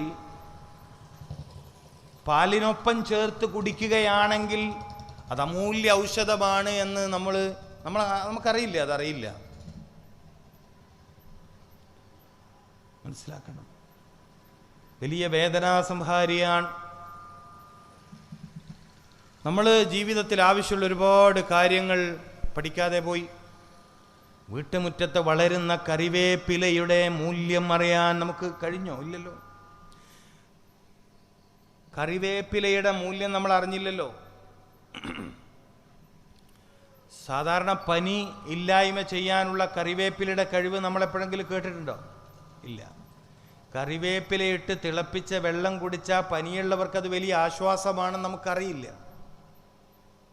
നമ്മൾ അങ്ങനെ ജീവിതത്തിൽ ഏറ്റവും ആവശ്യമുള്ളതും തീരെ ചിലവില്ലാത്തതുമായ ഒരുപാട് അറിവുകൾ നമ്മൾ അന്വേഷിച്ചുമില്ല, പഠിച്ചുമില്ല. നമ്മൾ രോഗം എന്ന് പറഞ്ഞാൽ ഹോസ്പിറ്റൽ എന്ന് പറഞ്ഞാൽ മെഡിക്കൽ കോളേജ് അല്ലെ വലിയ ഹോസ്പിറ്റൽ. സാധാ ക്ലിനിക്കിൽ നമ്മൾ പോവില്ലല്ലോ, PHCയിൽ നമ്മൾ പോവില്ല. നമ്മൾ അങ്ങനെയാണ്. അപ്പം ഞാൻ പറഞ്ഞു വന്നത് സുന്നത്തുകൾ ജീവിതത്തിൽ കുറയുമ്പോഴാണ് രോഗം. ഇതാണ് എനിക്ക് പറയാനുള്ള പ്രധാന വിഷയം.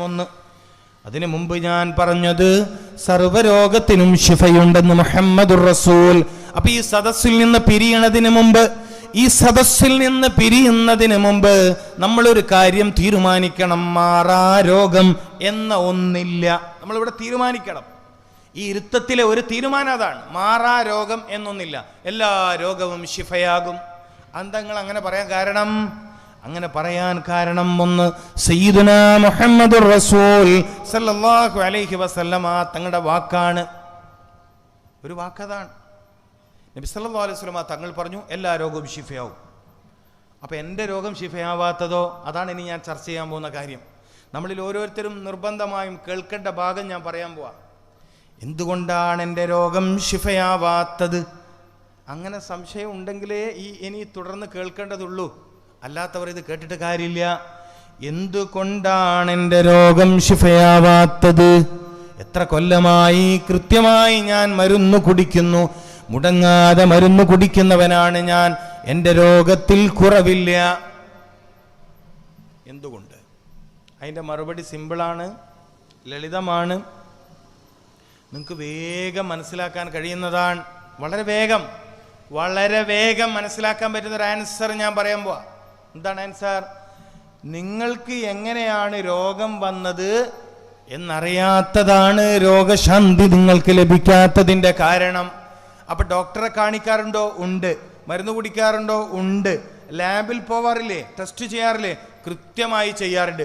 മാത്രമല്ല, ഏറ്റവും രസകരമായ സംഭവം എന്ന് പറയുന്നത് ഇന്ന് എല്ലാ വീടുകളിലും പ്രഷർ നോക്കുന്നത്, ഷുഗർ നോക്കുന്നത്. ഈ ലാബൊക്കെ തുറന്നു വെച്ച് ജീവിക്കുന്ന ആൾ എങ്ങനെ ജീവിക്കുന്നത് ഇപ്പം എൻ്റെ പേടി. നിങ്ങൾ പറയും. അപ്പോൾ അവർ പുതിയ പുതിയ ടെസ്റ്റുകൾ കണ്ടുപിടിച്ചു. മുമ്പാകെ നമ്മൾ ഷുഗറേ നോക്കണ്ടു. ആ ഷുഗർ നോക്കൽ വീട്ടിൽ നിന്നായപ്പോൾ അവർ പുതിയ ചില കൊളസ്ട്രോൾ നോക്കുന്നത് ഇനിയിപ്പോൾ വീട്ടിൽ തന്നെ വരുമെന്ന് അറിയില്ല. അപ്പോഴത്തേക്ക് അവർ ട്രൈഗ്ലിസറൈഡ്, യൂറിക് ആസിഡ്, സോഡിയം പലതും പറഞ്ഞ് പുതിയ ടെസ്റ്റുകൾ കണ്ടെത്തി. അല്ലെങ്കിൽ അതും നിങ്ങൾ വീട്ടിൽ നോക്കും. ഇനി അതും വീട്ടിൽ നിന്ന് നോക്കാൻ തുടങ്ങിയ പുതിയ കുറേ പേരിട്ടിട്ട് അതിൻ്റെ ടെസ്റ്റും വരും.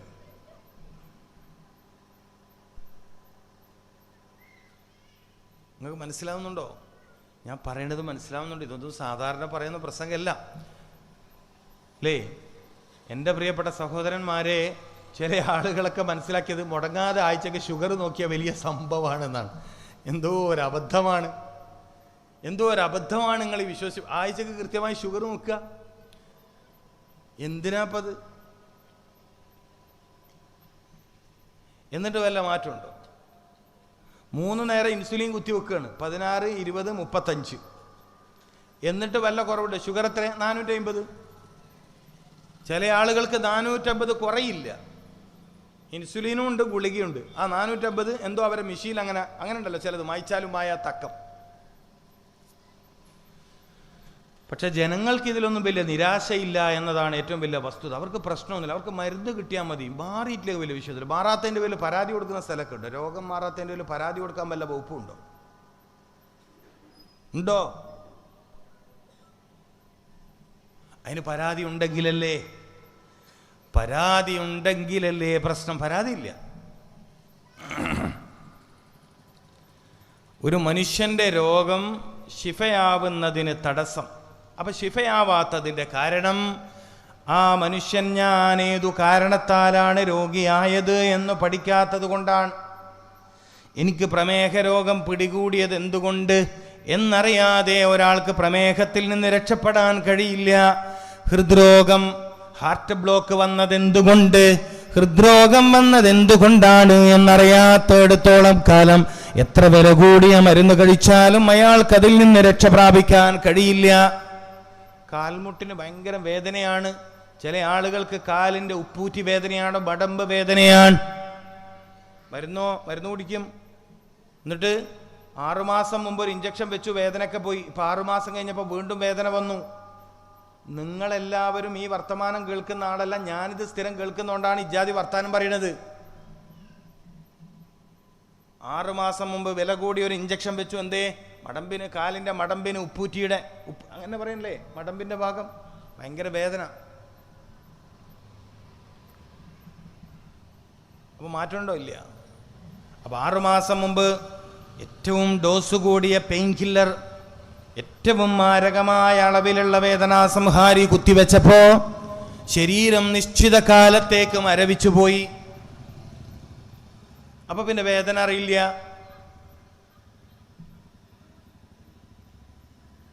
അപ്പൊ രോഗം ഏതു വഴിയിലൂടെയാണ് എന്നെ പിടികൂടിയത് എന്നറിയാത്തിടത്തോളം കാലം ഒരു മനുഷ്യന് തൻ്റെ രോഗത്തിൽ നിന്ന് രക്ഷപ്പെടാൻ കഴിയില്ല. അപ്പൊ ഞാൻ ഇന്ന് സദസ്സിൽ പറഞ്ഞ 1ാമത്തെ പോയിന്റ്, എല്ലാ രോഗവും ശിഫയാവും. ഇത് ഓർമ്മിച്ചു വെക്കണം. ഇതെൻ്റെ വാക്കല്ല, റസൂലുള്ളാഹിന്റെ വാക്ക് സല്ലല്ലാഹു അലൈഹി വസല്ലം. 2ാമത്തെ പോയിന്റ്, രോഗം മാറാത്തത് അയാൾക്ക് രോഗം പിടികൂടിയ വഴി ഏതാണെന്ന് അറിയാത്തോണ്ട്. ഇപ്പോൾ മുമ്പ് ഓടിട്ട വീട്, മഴക്കാലത്ത് തറയിൽ വെള്ളം, ശരിക്കും ശ്രദ്ധിച്ചാലേ മനസ്സിലാവുള്ളൂ. വാർപ്പിൻ്റെ വീടും ചോരുന്നുണ്ട്. അപ്പം തറയിൽ വെള്ളം കണ്ടപ്പോൾ നമ്മൾ മേപ്പെട്ട് നോക്കും, ഇത് എവിടുന്നാ ചോർന്നത്. അപ്പം ചോർച്ചയുള്ള സ്ഥലത്ത് പഴയ കാലത്ത് ഓല വെട്ടിയിട്ട് ആ ചോർച്ചയുള്ളടുത്ത് വെക്കും, ചോർച്ച നിൽക്കും. നമുക്ക് എന്തുകൊണ്ടാണ് ചോർച്ച നിർത്താൻ പറ്റിയത്? ആ സ്ഥലം കണ്ടെത്തിയോണ്ടാണ്. നിങ്ങളെ രോഗത്തിൽ സ്ഥിരപ്പെടുത്തുന്ന, വാക്ക് ശ്രദ്ധിക്കണം, നിത്യരോഗിയാക്കുന്ന, പിടികൂടിയ രോഗം സ്ഥിരപ്പെടുത്തുന്ന എന്തോ കാര്യം നിങ്ങളോടൊപ്പം ഉണ്ട്.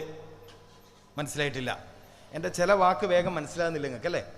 നിങ്ങളുടെ രോഗം നിങ്ങളുടെ കൂടെ തന്നെ നിർത്തുന്ന എന്തോ കാര്യം നിങ്ങളെടുത്തുണ്ട്. മനസ്സിലാകുന്നുണ്ടോ? ഇപ്പൊ ഉമ്മയും ഉപ്പയും ഒരു സ്ഥലത്ത് കുഞ്ഞിൻ്റെ കൂടെ നിൽക്കുന്നു. ആര്? ഉമ്മയുണ്ട്, ഉപ്പയുണ്ട്. കുഞ്ഞിന് ചാട്ട ഉമ്മാൻ്റെ കൂടെ ആയിരിക്കും. മനസ്സിലായിട്ടില്ല? ആ ഉപ്പമാര് സമ്മതിക്കൂല. ഇപ്പോൾ ഒരു കുഞ്ഞ് കരയാണ്, ചെറിയ വാവ, ഒരു 6 മാസമുള്ള ചെറിയ വാവ കരയാണ്. ഉപ്പ് എടുത്താൽ ചിലപ്പോൾ കരച്ചിൽ നിൽക്കുമായിരിക്കും, പക്ഷേ വേഗം കരച്ചിൽ നിൽക്കുന്ന ആരെടുക്കണോ? ഉമ്മ എടുക്കണം. അതിനെന്തോ ഒരു കെമിസ്ട്രി അവരെടുത്തിട്ടുണ്ട്. ഇതെല്ലാം മനസ്സിലാക്കേണ്ട പോയിൻ്റാണ്. ഇത് നിങ്ങൾ മനസ്സിലാക്കി വെക്കേണ്ട പോയിൻ്റാണ്.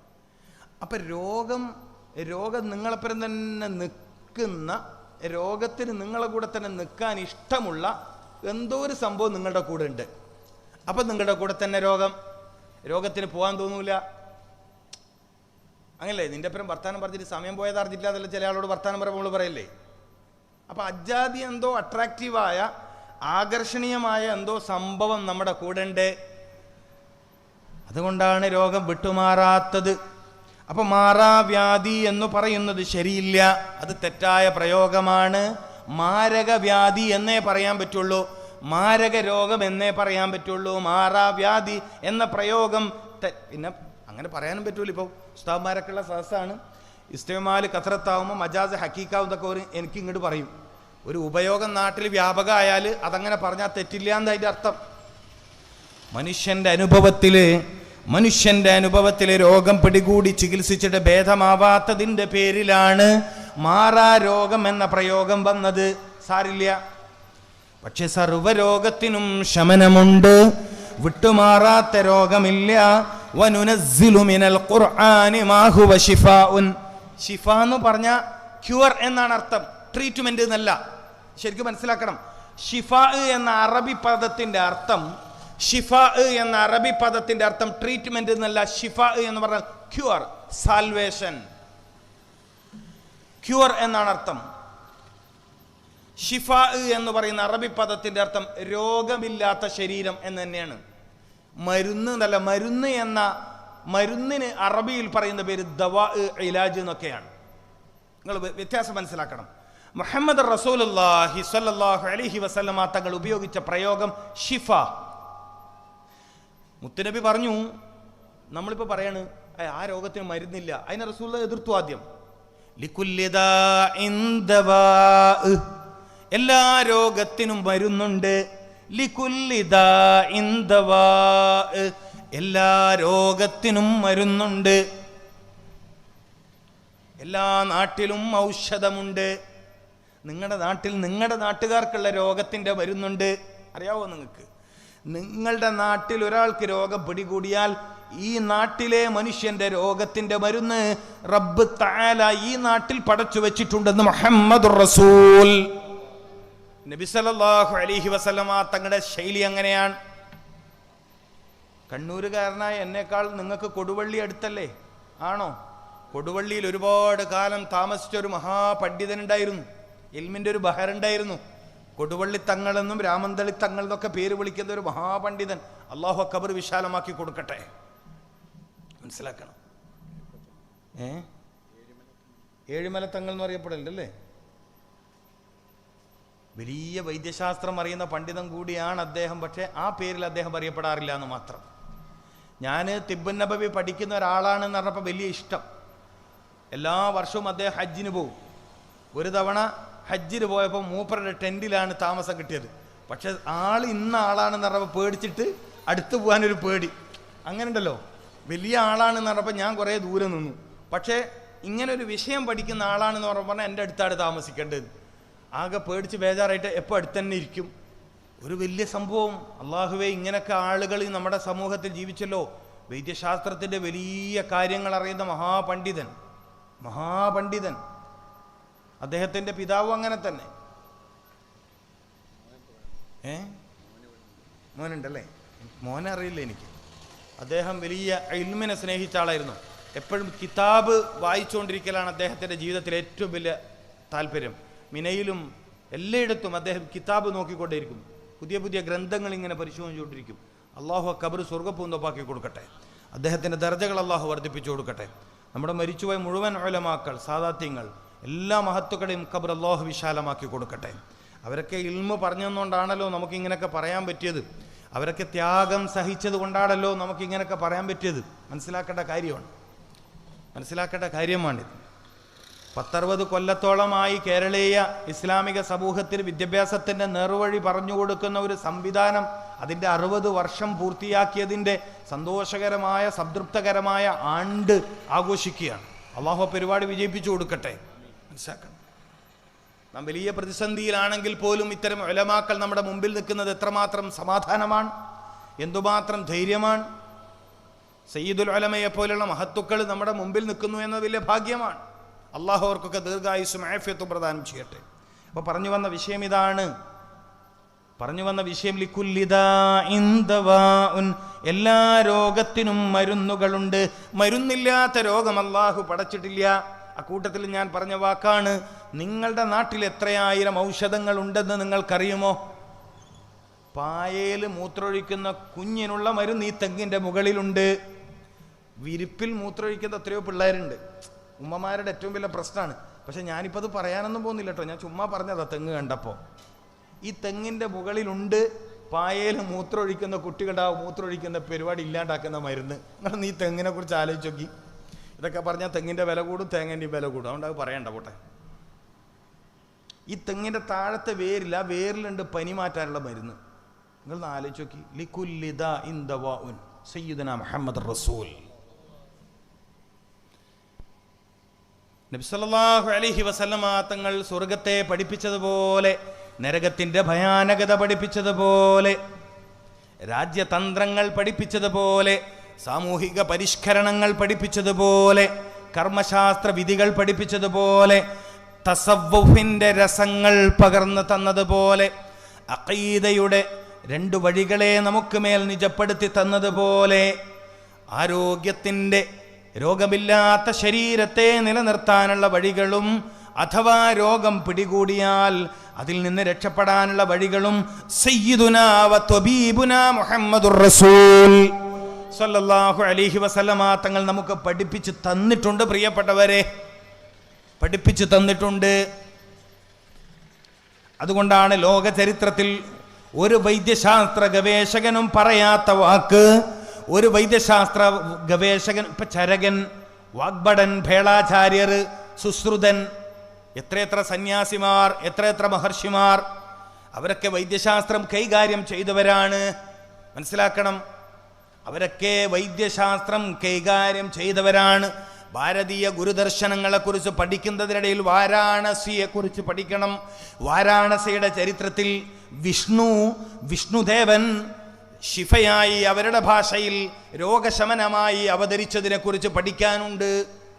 പക്ഷെ അവിടെയൊന്നും ചരകസംഹിതയിലോ അഷ്ടാംഗഹൃദയത്തിലോ മനസ്സിലാക്കേണ്ട കാര്യമാണ്, വൈദ്യചിന്താമണിയിലോ എവിടെയും കാണാത്തൊരു വാക്ക്, എവിടെയും എഴുതി വെക്കാത്തൊരു വാക്ക്, ഒരു വൈദ്യശാസ്ത്ര പണ്ഡിതനും പറയാൻ ധൈര്യപ്പെടാത്തൊരു വാക്ക് സയ്യിദുനാ മുഹമ്മദുർ റസൂൽ സല്ലല്ലാഹു അലൈഹി വസല്ലമ തങ്ങൾ പറഞ്ഞു, ലികുല്ലി ദാഇൻ ദവാ, എല്ലാ രോഗത്തിനും മരുന്നുണ്ട് എന്നു മാത്രമല്ല പറഞ്ഞത്, എല്ലാ രോഗവും ശിഫയാവും. അശ്ശിഫാഉ ഫി തലാസ്, രോഗശമനത്തിന്റെ 3 വഴികൾ. പിന്നെ വേറൊരിടത്ത് പറഞ്ഞത് അലൈക്കും ഷിഫാഈൻ, രോഗം കൊണ്ട് പ്രയാസത്തിലാണ് നിങ്ങളെങ്കിൽ, രോഗം കൊണ്ട് ബുദ്ധിമുട്ടിലാണ് നിങ്ങളെങ്കിൽ, രോഗം ശിഫയാവാനുള്ള 2 വഴികൾ നിങ്ങൾക്ക് ഞാൻ പറഞ്ഞു തരാം. ആരായി പറയണത്? ആരാണ് ഈ പറയണത്? സയ്യിദുനാ മുഹമ്മദുർ റസൂൽ. പക്ഷെ സൂക്കേട് വന്നപ്പോഴൊന്നും നിങ്ങൾക്ക് ആരെ ഓർമ്മ ഉണ്ടായില്ല? നബി സല്ലല്ലാഹു അലൈഹി വസല്ലമ തങ്ങളെ ഓർമ്മ ഉണ്ടായില്ല. നിങ്ങൾ ഓർമ്മിച്ചത് ഹോസ്പിറ്റല്, ഡോക്ടർ, മെഡിക്കൽ കോളേജാണ്. സർവരോഗവും ശിഫയാവുമെന്ന് പറഞ്ഞ മുഹമ്മദുർ റസൂൽ സല്ലല്ലാഹു അലൈഹി വസല്ലമ തങ്ങളുടെ വഴി നിങ്ങൾ അന്വേഷിച്ചില്ല. ചരിത്രമാണ്. ലോകത്തെ സർവ്വ വൈദ്യശാസ്ത്രത്തിന്റെ ചരിത്രം അറിയുന്നവരും സമ്മതിച്ച കാര്യമാണിത്. ഞാൻ പല പ്രസംഗവേദിയിലും പറഞ്ഞൊരു വാക്ക് ഇവിടെയും പറയാം, മിക്ക സ്ഥലത്തും പറഞ്ഞതാണ്. മുൻ അമേരിക്കൻ പ്രസിഡന്റ് ബറാക്ക് ഒബാമ തൻ്റെ വാഷിംഗ്ടൺ പ്രസംഗത്തിൽ 20-ാം നൂറ്റാണ്ടിൽ എല്ലാവർക്കും ആരോഗ്യം എന്ന വേൾഡ് ഹെൽത്ത് ഓർഗനൈസേഷന്റെ പ്രഖ്യാപനം നടക്കാതെ വന്നപ്പോൾ അദ്ദേഹം തൻ്റെ പ്രസംഗത്തിൽ പറഞ്ഞ കാര്യം എന്താണ്? ഇനി പ്രവാചക വൈദ്യശാസ്ത്രം വരണം. നിങ്ങൾ ആലോചിക്കുക, നബി സല്ലല്ലാഹു അലൈഹി വസല്ലമ തങ്ങളുടെ ആരോഗ്യ ദർശനത്തിലൂടെ മാത്രമേ മനുഷ്യ സമൂഹത്തിന് ആരോഗ്യത്തിലേക്ക് തിരിച്ചു വരാൻ കഴിയുള്ളൂ. നിങ്ങൾ ആലോചിക്കുക പ്രിയപ്പെട്ടവരെ, നമ്മുടെ ഈ മഹല്ല് SYS ഇതൊരു വലിയ തുടക്കമാവണം. എനിക്ക് ഈ വിഷയം പറഞ്ഞ് പൂർത്തിയാക്കാനൊന്നും കഴിയില്ല.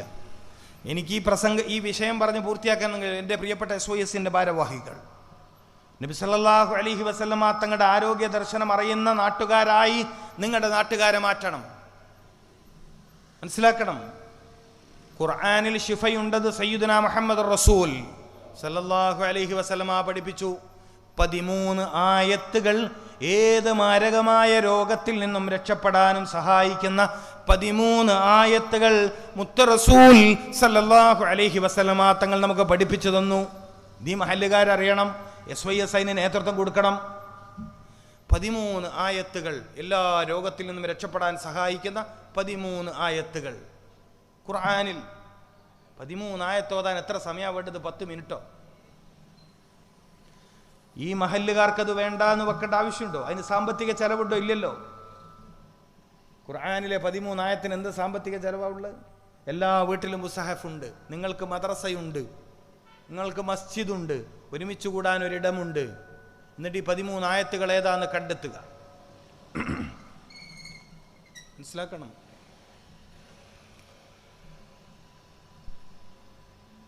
അപ്പം എല്ലാ രോഗികളെയും നമ്മുടെ ഈ നാട്ടിലുള്ള, നമ്മൾ ഈ പരിപാടി വെച്ച സ്ഥിതിക്ക്, നമ്മളിപ്പോൾ നല്ലൊരു പരിപാടി വെച്ചു അല്ലേ? ഇന്നെന്തൊരു ആംബുലൻസിൻ്റെ പരിപാടി ഉണ്ട് അല്ലേ? എന്താണ് അത്? കഴിഞ്ഞോ അല്ലേ? നല്ല പരിപാടിയാണ്. കാരണം ജനങ്ങൾക്ക് ഉപകാരം കിട്ടുന്ന കാര്യമല്ലേ? ജനങ്ങൾക്ക് വലിയ ഉപകാരം കിട്ടുന്ന കാര്യമാണല്ലോ ആംബുലൻസ്. ഈ മഹല്ലേ വലിയ ഉപകാരമുള്ള കാര്യമാണ്. വാടകയില്ല, ഫ്രീ ആയിട്ട്. മാഷാ അല്ലാഹ്, മാഷാ അല്ലാഹു ബർക്കത്ത് ചെയ്യട്ടെ. അതിനൊക്കെ സഹായിച്ച വ്യക്തികളുണ്ടാവല്ലോ. ഓ എല്ലാം ഫ്രീ.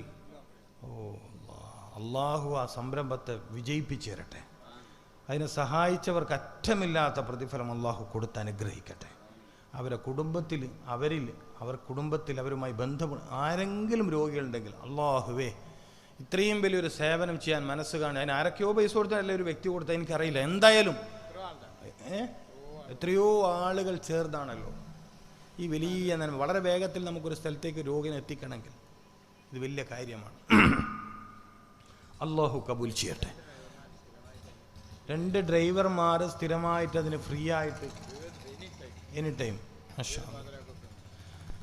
വലിയ കാര്യമാണ് ഇത്, വലിയ കാര്യമാണ്. പറഞ്ഞറിയിക്കാൻ പറ്റാത്ത അത്രയും വലിയ മനുഷ്യൻ്റെ വേദന, മനുഷ്യൻ്റെ വിഷമം, പ്രയാസം, ദുരിതം വലുതാണ്. നിരന്തരം കാണുന്നൊരു വ്യക്തി എന്നുള്ള നിലക്കാണ് ഞാനീ പറയുന്നത്. നിരന്തരം കാണേണ്ടി വരുന്നൊരു വ്യക്തി. അള്ളാഹു ആ പ്രതിഫലം, ആ ഒരു എന്താ പറയുക, എത്ര വലിയ കർമ്മമാണ് അള്ളാഹുവേ അവർക്കൊക്കെ. അതുപോലെ അതിൽ സേവനം ചെയ്യുന്ന ഡ്രൈവർമാർക്ക്, അതിനെ ചുറ്റിപ്പറ്റി നിൽക്കുന്നവർക്ക്, ഈ സംഘടന ഭാരവാഹികൾക്ക്, ഇവിടുത്തെ ഇതിൻ്റെ കാരണവന്മാർക്ക് അള്ളാഹുവേ നീ അറ്റമില്ലാത്ത പ്രതിഫലം കൊടുക്കണേ. അള്ളാഹ് അറ്റമില്ലാത്ത പ്രതിഫലം നീ കൊടുക്കണേ തമ്പുരാൻ. ദുനിയാവിലും ആഖിറത്തിലും അവരെ കാര്യം നീ എളുപ്പത്തിലാക്കണേ തമ്പുരാൻ. വലിയ കാര്യമാണ്. അപ്പം അതുപോലെ നമ്മുടെ നാട്ടിലെ രോഗികളെ സംരക്ഷിക്കാൻ, രോഗികളെ സ്ഥിരമായി രോഗത്തിൽ നിന്ന് അവരെപ്പോഴത്തേക്കുമായി രക്ഷപ്പെടുത്താൻ ഖുർആൻ, പരിശുദ്ധ ഖുർആൻ ഉപയോഗിക്കണം. അതിന് SYS പോലത്തെ സംഘടനകൾ മുന്നോട്ട് വരണം. അതെങ്ങനെയെന്നുള്ളത് ഞാൻ പിന്നെ പറഞ്ഞുതരാം നിങ്ങൾക്ക്. നിങ്ങൾ അതിനുവേണ്ടി ഒരു സംവിധാനം കാണണം, നിശ്ചയം കാണണം. രോഗികൾ മാത്രമേ അവിടെ ഇരിക്കാവൂ. രോഗമില്ലാത്ത ആളുകൾക്ക് ആ സദസ്സിൽ പ്രവേശനം കൊടുക്കരുത്. രോഗികളെ മാത്രം ഇരുത്തുക. എന്നിട്ട് ഈ പറയുന്ന ആയത്തുകൾ അതിൻ്റെ ചിട്ടയിൽ, അതിൻ്റെ എല്ലാവിധ ചിട്ടയിലും, ഞാൻ ഉദ്ദേശിച്ച തജ്വീദ്, മഖ്റജ്, എല്ലാ ചിട്ടയിലും അവരെ പഠിപ്പിക്കുക തന്നെ. കാരണം അവരിപ്പോൾ ആശുപത്രി പോകില്ലേ, ടെസ്റ്റ് ചെയ്യൂലേ, ലാബിൽ പോകുന്നില്ല, എന്തെല്ലാം ചെയ്യുന്നു സൂക്കേട് മാറാൻ വേണ്ടിയിട്ട്. എന്നതുപോലെ രോഗം മാറാൻ വേണ്ടി നമ്മളെ മഹല്ലിലെ രോഗികൾ ഒരുമിച്ച് കൂടിക്കൊണ്ട് ഖുർആനിലെ 13 ആയത്തുകൾ തെറ്റുകൂടാതെ ഓതാൻ പഠിക്കുന്നു. ഒന്നാമത്. രണ്ടാമത് ഈ 13 ആയത്തുകളുടെ അർത്ഥം പഠിക്കുന്നു. മൂന്നാമത് ഈ 13 ആയത്തുകളുടെ ബയാൻ പഠിക്കുന്നു. അപ്പോഴത്തേക്കും ഇവരുടെ ശരീരത്തിൽ രോഗം നശിച്ചു പോയിട്ടുണ്ടാവും. അള്ളാഹു തൗഫീഖ് ചെയ്യട്ടെ. മനസ്സിലാക്കണം, എളുപ്പ വഴികൾ ഉണ്ടാകുമ്പോൾ എന്തിനാണ് നമ്മൾ പ്രയാസത്തിൻ്റെ വഴി സ്വീകരിക്കുന്നത്? ആവശ്യമില്ലല്ലോ, ഇല്ല. അപ്പോൾ അത്തരം ചില വഴികൾ കൂടി നിങ്ങൾ ഇതിൻ്റെ ഭാഗമായി ആരംഭിക്കണം. ബഹുമാനപ്പെട്ട SYSൻ്റെ നേതാക്കന്മാർ അതിന് മുൻകൈയെടുക്കണം. അതൊരു നാടിന് ചെയ്യുന്ന ഏറ്റവും വലിയ സേവനമായിരിക്കും. ഒരു പക്ഷേ കോടി രൂപ സമാഹരിച്ചിട്ട് ഈ നാട്ടിലെ രോഗികൾക്ക് മരുന്ന് വാങ്ങിക്കൊടുക്കുന്നതിനേക്കാൾ അള്ളാഹുവിങ്കൽ പുണ്യമുള്ള അമലായിരിക്കും ഒരു രൂപയുടെ സാമ്പത്തിക ബാധ്യതയില്ലാതെ നിങ്ങൾ ചെയ്യുന്ന ഈ പ്രവൃത്തി എന്ന് മനസ്സിലാക്കണം. അള്ളാഹു തൗഫീക്ക് ചെയ്യട്ടെ. അപ്പം ഞാൻ പറഞ്ഞു വന്നത്, പലർക്കും രോഗം ഭേദമാവാത്തത് ഏതു കാരണത്താലാണ് എനിക്ക് രോഗം വന്നത് എന്നറിയാത്തത് കൊണ്ടാണ്.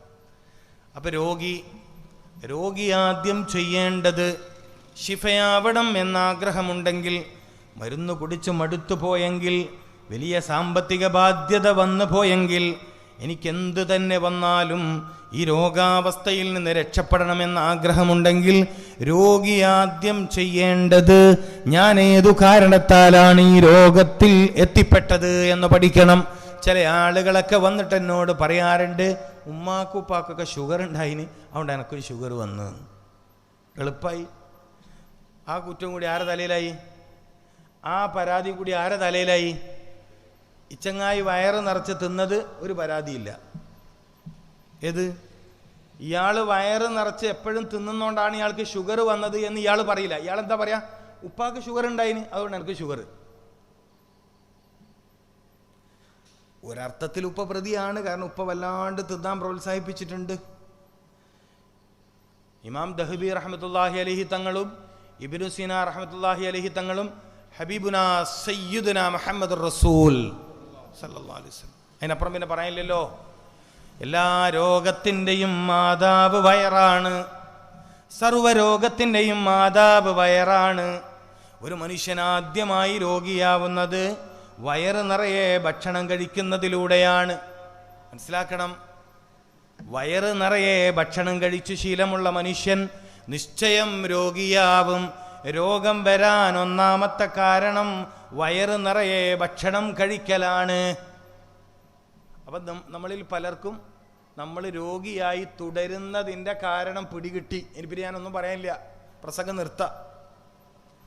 രോഗിയായി തുടരുന്നതിൻ്റെ കാരണം രോഗം വരാനുള്ള കാരണം തന്നെയാണ്. മഹാനായ മുഹമ്മദുർ റസൂൽ സല്ലല്ലാഹു അലൈഹി വസല്ലമ തങ്ങൾ പഠിപ്പിച്ചു, മനുഷ്യൻ നിറക്കുന്ന പാത്രങ്ങളിൽ ഏറ്റവും ചീത്തയായ പാത്രം വയറാണ്. 1/3 ഭാഗം ഭക്ഷണത്തിന്, 1/3 ഭാഗം വെള്ളത്തിന്, 1/3 ഭാഗം മനുഷ്യൻ വയറ് കാലിയാക്കി വെക്കണം. എന്തിന്? ആരോഗ്യത്തിന്. അപ്പം വയറിൻ്റെ 1/3 ഭാഗം കാലിയായി നിൽക്കാത്ത മനുഷ്യൻ രോഗിയാവും. അപ്പം കുട്ടികളെ രോഗിയാക്കുന്നത് ഉമ്മമാരാണ്.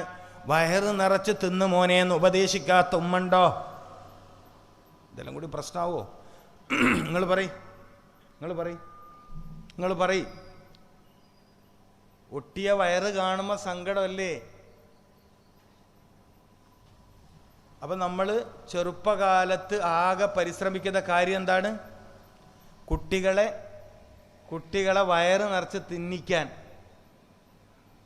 പേടിപ്പിച്ചിട്ടെല്ലാം തിന്നിക്കുന്ന ഉമ്മമാരുണ്ട്. ഏത്? പേടിപ്പിക്കുക, കുട്ടികളെ പേടിപ്പിക്കുക. നിന്നെ പിടിക്കാൻ ആൾ വരുന്നുണ്ട്. ഞങ്ങളുടെ നാട്ടിലൊക്കെ പറയുന്നൊരു വാക്കാണ്, ഇവിടെ എന്താ പറയാന്നറിയില്ല. പിടിക്കാൻ ആൾ വരുന്നുണ്ട്. അപ്പോൾ ചിലപ്പോൾ സ്ഥിരമായി റോട്ടുമറ്റ പോകുന്ന ചില ആളൊക്കെ ചില വീട്ടിലെ കുഞ്ഞുങ്ങളുടെ ഭീകരജീവിയായിരിക്കും. അത് നിങ്ങളറിയില്ല കേട്ടോ. നിങ്ങളെപ്പോഴും അതിൻ്റെ മുറ്റത്തെ പോകുന്നുണ്ടാവും. പക്ഷേ ചില പെണ്ണുങ്ങന്മാർ ചെയ്യുന്നൊരു പരിപാടി എന്താ, അയാൾ വരുന്നുണ്ട്, ഇന്നെ പിടിക്കാനാണ് വരുന്നത്. അയാളെ കാണുമ്പോൾ കുറച്ച് പേടി തോന്നുന്ന രൂപത്തിലും ആയിരിക്കും. ആ പാവം മനുഷ്യരൊന്നും അറിഞ്ഞിട്ടുണ്ടാവില്ല. അമ്പകയിൽ വയറ് നിറച്ച് തിന്ന എത്രയോ കുട്ടികൾ പല വീട്ടിലും ഉണ്ടാവും. ഇല്ലയെന്ന് സ്ത്രീകൾക്ക് പറയാൻ പറ്റില്ല. മനസ്സിലാകുന്നുണ്ടോ? ഞാൻ 2 കാര്യത്തിൽ എൻ്റെ കുഞ്ഞുങ്ങളെ നിർബന്ധിക്കാറില്ല. എനിക്ക് 4 പിള്ളേരുണ്ട്. 2 കാര്യത്തിൽ എൻ്റെ മക്കളെ ഞാൻ നിർബന്ധിക്കാറില്ല. ഒന്ന് ഭക്ഷണം കഴിക്കാൻ, മറ്റൊന്ന് പഠിക്കാൻ. പേടിയാകുന്നുണ്ടോ രണ്ടാമത്തെ പറഞ്ഞപ്പോൾ? പഠനത്തിൻ്റെ പേരിലാണ് പല കുട്ടികളും വീട്ടിൽ പീഡിപ്പിക്കപ്പെടുന്നത്. ഉമ്മമാരേറ്റവും കൂടുതൽ കുട്ടികളെ ചീത്ത പറയുന്ന കാര്യം ഏതാ? നിങ്ങളെന്താ ഒന്നും പറയാത്ത? ഏറ്റവും കൂടുതൽ കുട്ടികൾ ഉമ്മമാരിൽ നിന്ന് ചീത്ത കേൾക്കേണ്ടി വരുന്നത്, 3.5 വയസ്സിലും 4 വയസ്സിലും അടി വാങ്ങേണ്ടി വരുന്നത് പഠനത്തിൻ്റെ പേരിലാണെന്ന് ഞാൻ പറഞ്ഞാൽ എതിർക്കാൻ കഴിയുന്ന പുരുഷന്മാരുണ്ട് ഈ കൂട്ടത്തിൽ. 4 വയസ്സിൽ പിള്ളേർ തല്ലുവാങ്ങി. 4 വയസ്സിൽ തല്ലു വാങ്ങാത്ത ഏതെങ്കിലും കുട്ടി സ്കൂളിൽ പഠിക്കുന്നുണ്ടോ? നിങ്ങൾക്ക് കാണിച്ചു തരാൻ പറ്റുമോ?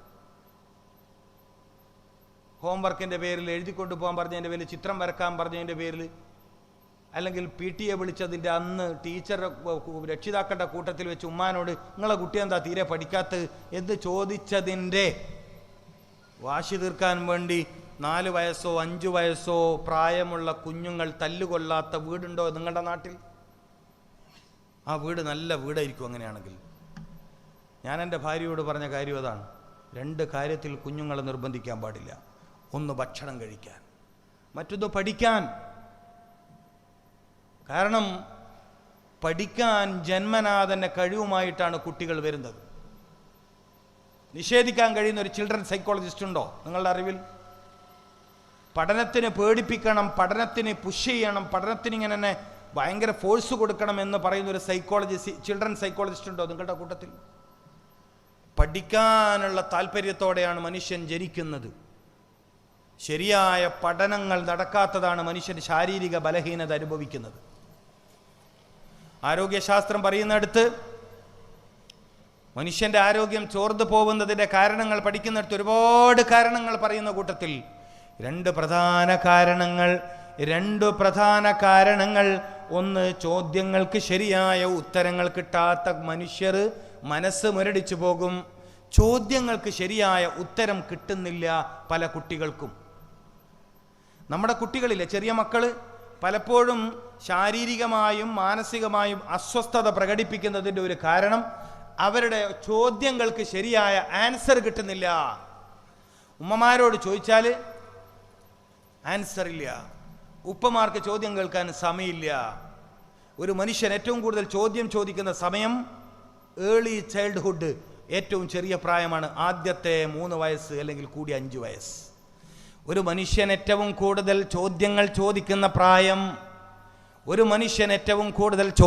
ചോദിക്കുന്ന പ്രായം, ഏതാണ്? ഈ പ്രായമാണ്.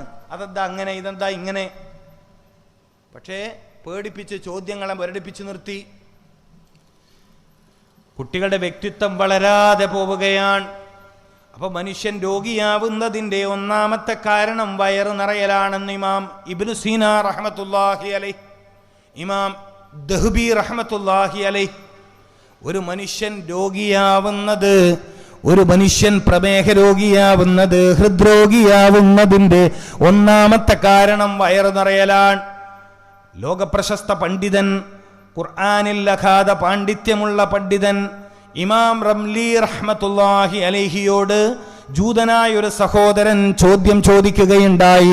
ഖുർആൻ എല്ലാ പ്രശ്നങ്ങൾക്കും പരിഹാരം നിർദ്ദേശിച്ച ഗ്രന്ഥമാണല്ലോ. എല്ലാ പ്രശ്നങ്ങൾക്കും ഖുർആനിൽ പരിഹാരമുണ്ടോ? ഉണ്ട്. എങ്കിൽ ശാരീരിക രോഗം വരാതിരിക്കാൻ, നല്ല ചോദ്യമാണ്, വളരെ ഗൗരവമുള്ള ചോദ്യമാണ് ഇമാം റംലി റഹ്മത്തുള്ളാഹി അലൈഹിയോട് ചോദിച്ചത്. വലിയ ചോദ്യമാണിത്. ശാരീരിക രോഗം ഒരു മനുഷ്യന് പിടികൂടാതിരിക്കാൻ ഖുർആൻ പറഞ്ഞ പ്രതിരോധ മാർഗം ഒന്ന് പറയ്. പള്ളികൾ ചർച്ച ചെയ്യേണ്ട വിഷയമാണിത്, മദ്രസകളിൽ ചർച്ച ചെയ്യേണ്ട വിഷയമാണിത്, മുസ്ലിം കമ്മ്യൂണിറ്റി ചർച്ച ചെയ്യേണ്ട വിഷയമാണിത്. പോളിയോ വാക്സിൻ കൊടുക്കാൻ മദ്രസ തുറന്നു കൊടുക്കലല്ല നമ്മുടെ ബാധ്യത, മദ്രസയിൽ അതിനെ ഒഴിവ് കൊടുക്കലല്ല ബാധ്യത. ഖുർആൻ പറഞ്ഞ പ്രതിരോധം പറയലാണ് നമ്മുടെ ബാധ്യത. അങ്ങനെ ഒരു സബ്ജക്റ്റ് ഇല്ല എന്ന് പറയാൻ കഴിയുന്ന ഒരു ആലിം ജീവിച്ചിരിക്കുന്നുണ്ടോ? മരിച്ചുപോയിട്ടുണ്ടോ? ഖുർആനിൽ രോഗത്തിന്റെ പ്രതിരോധം ചർച്ച ചെയ്തിട്ടില്ല എന്ന് പറയാൻ കഴിയുന്ന ഒരു ആലിം ജീവിച്ചിട്ടുണ്ടോ? മരിച്ചുപോയിട്ടുണ്ടോ? ഇല്ലല്ലോ. ഇമാം റംലി റഹ്മത്തുള്ളാഹി അലൈഹിയോടാണ് ചോദ്യം. ഇസ്ലാമിക സമൂഹം ഈ ദൗത്യം നിർവഹിക്കണം. രോഗം വരാതിരിക്കാൻ, ശാരീരിക രോഗം വരാതിരിക്കാൻ ഖുർആൻ വല്ല പ്രതിരോധവും പറഞ്ഞിട്ടുണ്ടോ? നല്ല ചോദ്യമല്ലേ ഇത്? ഇത് പറയേണ്ട കാലമല്ലേ ഇത്? ഉണ്ട്. ജൂതനായ സഹോദരന് മറുപടി റംലി റഹ്മത്തുള്ളാഹി അലൈഹിയുടെ മറുപടിയാണ്. ഉണ്ട്, പറഞ്ഞിട്ടുണ്ട്. എന്താണത്? ഖുർആനിൽ നിന്ന് പറയണം. ഖുർആൻ തന്നെ പറയണം, കുലൂ വശ്റബൂ വലാ തുസ്രിഫൂ. പരിശുദ്ധ ഖുർആനിലെ ഒരു ആയത്തിന്റെ ചെറിയ ഭാഗം ഇമാം റംലി റഹ്മത്തുള്ളാഹി അലൈഹി ഓതിയ ആൾ നിസ്സാരക്കാരനല്ല. ചോദ്യം ചോദിച്ചയാളും നിസ്സാരക്കാരനല്ല. കുലു, നീ ഭക്ഷണം കഴിക്കണം. വഷ്റബു, നീ വെള്ളം കുടിക്കണം. വലാ തുസ്രിഫു, ഭക്ഷണം കഴിക്കുന്നതിലോ വെള്ളം കുടിക്കുന്നതിലോ നീ അമിതം പ്രവർത്തിക്കാൻ പാടില്ല. അപ്പോൾ ഒരാൾ രോഗിയാവുന്നത് ഭക്ഷണം കഴിക്കാത്തതിൻ്റെ പേരിലാണ്, അഥവാ കഴിച്ചാലോ അമിതമായതിൻ്റെ പേരിലുമാണ്. ഒരായത്തിൽ നിങ്ങളൊന്ന് ശ്രദ്ധിക്കുക. ഞാൻ പ്രസംഗം പെട്ടെന്ന് നിർത്താം. നിങ്ങൾ ഒരുപാട് നേരമായി ഇരിക്കുന്നത് കൊണ്ട് നിങ്ങൾക്ക് മുഷിപ്പുണ്ട് എന്ന് എനിക്കറിയാം. ഞാനൊരു 5 മിനിറ്റ് കൂടി പറഞ്ഞ് നിർത്താം. ഒരു 5 മിനിറ്റ് കൂടി. അതായത് ഖുർആനിൽ രോഗപ്രതിരോധമുണ്ടോ എന്നാണ് ചോദ്യം. മറുപടി കുലു വഷ്റബു വലാ തുസ്രിഫു. 3 വാക്കുകൾ. 3 വാക്കുകൾ. നീ ഭക്ഷണം കഴിക്കണം. വഷ്റബു, നീ വെള്ളം കുടിക്കണം. വലാ തുസ്രിഫു, ഭക്ഷണം കഴിക്കുന്ന വിഷയത്തിലോ വെള്ളം കുടിക്കുന്ന വിഷയത്തിലോ നീ അമിതമാവരുത്. ഭക്ഷണം കഴിച്ചാൽ വയറ് നിറയരുത്. അതിൻ്റെ ഒരു അർത്ഥം അങ്ങനെയാണ്. ഭക്ഷണം കഴിച്ചാൽ വയറ് നിറയാൻ പാടില്ല. ഓരോന്നിനും ഓരോ അളവ് നിർണയിച്ചിട്ടുണ്ട്. ആ അളവിനേക്കാൾ കൂടുതൽ ആ വസ്തു കഴിക്കരുത്. ഇപ്പം മാംസം, മത്സ്യം, മാംസം, ഇറച്ചി ആഴ്ചയിൽ 1-2 തവണയൊക്കെ ശരീരത്തിന് ഗുണം ചെയ്യും. നല്ലതാ, കഴിക്കണം. ആഴ്ചയിൽ 1 ദിവസമെങ്കിലും മാംസം കഴിച്ചേ പറ്റൂ, ഒഴിവാക്കാൻ പറ്റില്ല. സമ്പൂർണ്ണ സസ്യബുക്കായിട്ടല്ല മനുഷ്യനെ അള്ളാഹു പടച്ചിരിക്കുന്നത്, മനസ്സിലാക്കണം. അപ്പൊ ആഴ്ചയിൽ 1 തവണയെങ്കിലും മാംസഭക്ഷണം കഴിക്കണം. കുലു, നീ ഭക്ഷിക്കണം. ആഴ്ചയിൽ 4 തവണയെങ്കിലും മത്സ്യം കഴിക്കണം. അപ്പൊ തീരെ മത്സ്യം കഴിക്കൂല, പറ്റൂല. അത് മത്സ്യം കഴിക്കണം. ആഴ്ചയിൽ 4 ദിവസമെങ്കിലും മത്സ്യം കഴിക്കണം. ഇലക്കറികൾ കഴിക്കണം. മുത്ത് നബി സല്ലല്ലാഹു അലൈഹി വസല്ലമ തങ്ങൾ 5 തരം ചീരകൾ കഴിച്ചിരുന്നു, ഇലക്കറി കഴിച്ചിരുന്നു. ഇലക്കറി കഴിക്കണം എന്ന്. ചുവന്നതും പച്ചയുമായ ചീരകളുണ്ട്. മുരിങ്ങയില കഴിക്കണം. മറ്റു ചില സസ്യങ്ങളുടെ ഇലകൾ വേവിച്ച് കഴിക്കണം. പുതിന, ഇവിടെ എന്താ പറയാ, പുതിന ചപ്പ്, വളരെ അമൂല്യ ഗുണമുള്ള ഔഷധമാണ്, കഴിക്കണം. മദീന, നയന മദീന തന്നെ പേര്. അതിൻ്റെ പേര് തന്നെ നയന മദീന, മദീനയിലെ പുതിന. ഈ സൗദിയിലൊക്കെ പോയാൽ കട്ടൻ ചായയിൽ ഒരു പ്രത്യേക സ്മെല്ല് കേട്ടിട്ടുണ്ടോ നിങ്ങൾ? അവരത് വലിയ ഔഷധ ഗുണമുള്ള വസ്തുവാണ്. അപ്പൊ ഇലക്കറികൾ കഴിക്കണം. വലിയൊരു പറഞ്ഞത് 3 വാക്കാണെങ്കിലും ഒരുപാട് കാര്യങ്ങളിലേക്കുള്ള സൂചന നൽകുന്ന വാക്കാണ് പറഞ്ഞത്.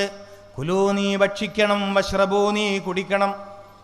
വലാ തുസ്രിഫൂ, നീ അമിതം പ്രവർത്തിക്കാൻ പാടില്ല. നിനക്ക് അനുവദിച്ചു തന്ന അളവിനേക്കാൾ കൂടുതൽ നീ ഭക്ഷിക്കരുത്. നിർഭാഗ്യവശാൽ കുഞ്ഞുനാളിലെ നമ്മുടെ കുട്ടികൾ പരിശീലിപ്പിക്കപ്പെടുന്നത് അമിതമായ അളവിൽ ഭക്ഷണം കഴിക്കാനാണ്. വയറ് നിറയെ തിന്നു മോനെ എന്ന് പറയുന്ന വാക്ക് ദയവ് ചെയ്ത് എൻ്റെ സഹോദരിമാർ ഇനി പറയരുത്. ദയവ് ചെയ്ത് സഹോദരിമാർ പറയരുത്. വയറ് നിറയെ ഭക്ഷണം കഴിക്കൂ എന്ന ഉപദേശം ഇനി പാടില്ല. അത് മനുഷ്യനെ രോഗിയാക്കും. അവിടെ നമ്മൾ സ്വീകരിക്കേണ്ട ശൈലി എന്താണ്? 1/3 ഭാഗം ഭക്ഷണം, 1 ഭാഗം വെള്ളം, ബാക്കി 1 ഭാഗം വായുവിന്.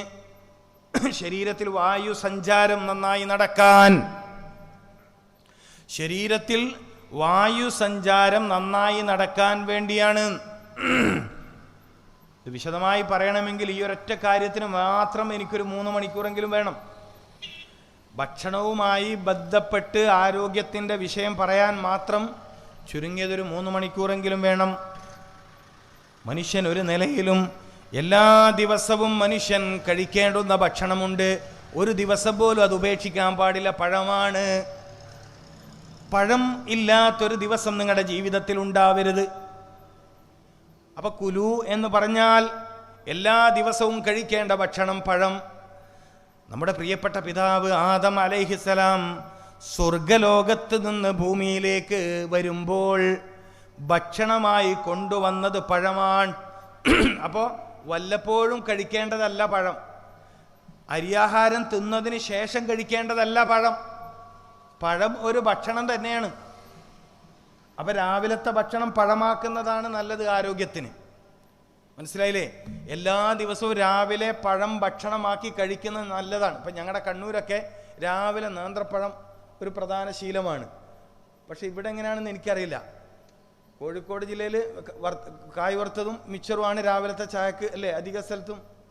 കാരണം ഞാൻ കോഴിക്കോട് ജില്ലക്കാരനാണ്, എൻ്റെ വീട് മാവൂരാണ്. മനസ്സിലായില്ലേ? ഞാൻ മാവൂരാണ്, താമസം കണ്ണൂരാണെന്നേ ഉള്ളൂ. എൻ്റെ പിതാവ് ജനിച്ച് വളർന്ന നാട് മാവൂർ വള്ളലശ്ശേരിയാണ്. അപ്പം നിങ്ങൾക്ക് ഇവിടെ കുറച്ച് അടുത്താണല്ലോ അല്ലേ? 5 കിലോമീറ്ററേ ഉള്ളൂ.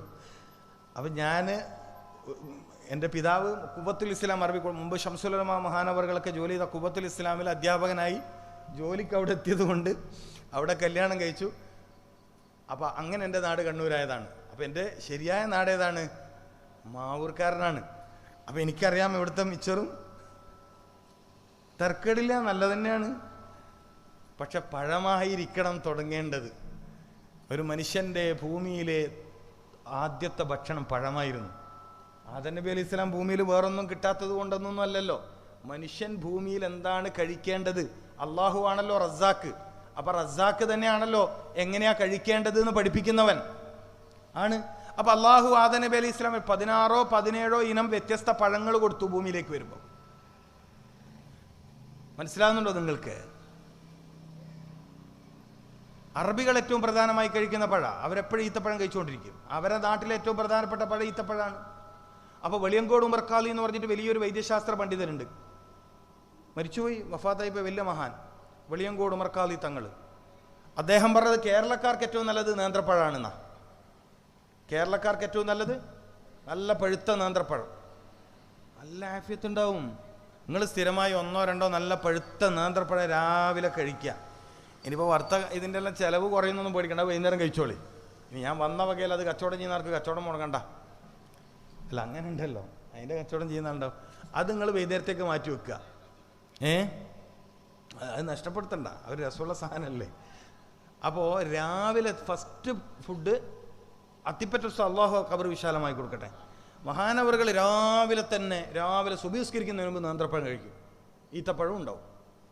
ഞാൻ ആ മഹാനുഭാവൻ്റെ കൂടെ ഒരുപാട് ഇടയ്ക്കിടെ പോയി അവിടെ താമസിക്കാൻ എനിക്ക് ഭാഗ്യമുണ്ട് അദ്ദേഹത്തിൻ്റെ ജീവിതകാലത്ത്. അപ്പോൾ ഒരു 2 വർഷം മുമ്പ് 2-2.5 വർഷം മുമ്പ് ഞാൻ മലപ്പുറം ജില്ലയിൽ എല്ലാ വ്യാഴാഴ്ചയും ഒരു ക്ലാസ് എടുക്കാൻ പോകാറുണ്ടായിരുന്നു. അത് വൈകുന്നേരം വരെ ഉണ്ടാവും. പിന്നെ വൈകുന്നേരം പോയിട്ട് ഉസ്താദിൻ്റെ വീട്ടിൽ താമസിക്കും, അല്ലെങ്കിൽ പിന്നെ ഗ്രേസ് വാലി പോയി താമസിക്കും. രാവിലെ ഉസ്താദിൻ്റെ കൂടെ സലാത്തെല്ലാം ചൊല്ലിയിട്ടാണ് പിന്നെ കണ്ണൂർ പോവുക. ആ താമസത്തിനിടയിൽ കണ്ടൊരു വലിയ കാഴ്ചയാണ് ഏത്? കുറേ നന്മകൾ കണ്ട കൂട്ടത്തിലൊരു വലിയ നന്മയായിരുന്നു ഏത്? രാവിലെ മഹാനുഭാവൻ സുബഹ് നിസ്കാരത്തിന് ജമാഅത്തിൽ പങ്കെടുക്കുന്നതിന് മുമ്പ് പഴുത്ത നേന്ത്രപ്പഴവും ഈത്തപ്പഴവും ചായയും കഴിച്ചിട്ടേ നിസ്കാരത്തിലേക്ക് പോകാറുള്ളൂ. ഭക്ഷണം കഴിക്കാൻ ഏറ്റവും നല്ല സമയതാണ്. ഭക്ഷണം കഴിക്കാൻ ഏറ്റവും നല്ല സമയതാ സുബഹി കൊടുക്കുന്നതിന് മുമ്പുള്ള സമയമാണ്. അതാണ് റമദാൻ മാസം അത്താഴം നമുക്ക് പഠിപ്പിച്ചത്. വെള്ളം വേണ്ട, ചായ നല്ലത്. ചായ തന്നെയാണ് നല്ലത്. വെള്ളമായിട്ട് കുടിക്കുക. മനസ്സിലായില്ലേ? വെള്ളം പറ്റാണ്ടൊന്നുമില്ല. പഴം കഴിച്ചാൽ പിന്നെ എന്തോ തുടക്കം പഴമായാൽ നന്നായി. അള്ളാഹു തൗഫീഖ്. ഞാൻ നിങ്ങൾക്ക് ഒരു കാര്യം കൂടി പറഞ്ഞുതരാം. സമയം എനിക്ക് പേടിയാവും, നിങ്ങൾ ഒന്നും വിചാരിക്കല്ല, ഞാൻ ഇതും കൂടി പറഞ്ഞ് നിർത്താം. അതായത് ഈ പിന്നെ നിങ്ങൾ അത്താഴത്തെ ശ്രദ്ധിച്ചിട്ടുണ്ട്? അത്താഴം നോമ്പിന് അത്താഴത്തെക്കുറിച്ച് മുത്തുനബി പറഞ്ഞൊരു വാക്കറിയോ നിങ്ങൾ? സയ്യിദന മുഹമ്മദ് റസൂൽ എന്താ പറഞ്ഞ വാക്ക്? നിങ്ങൾ അത്താഴം ഉപേക്ഷിക്കരുത്, അത് ബർക്കത്തുള്ള ഭക്ഷണമാണ്. എന്താ ബർക്കത്ത്?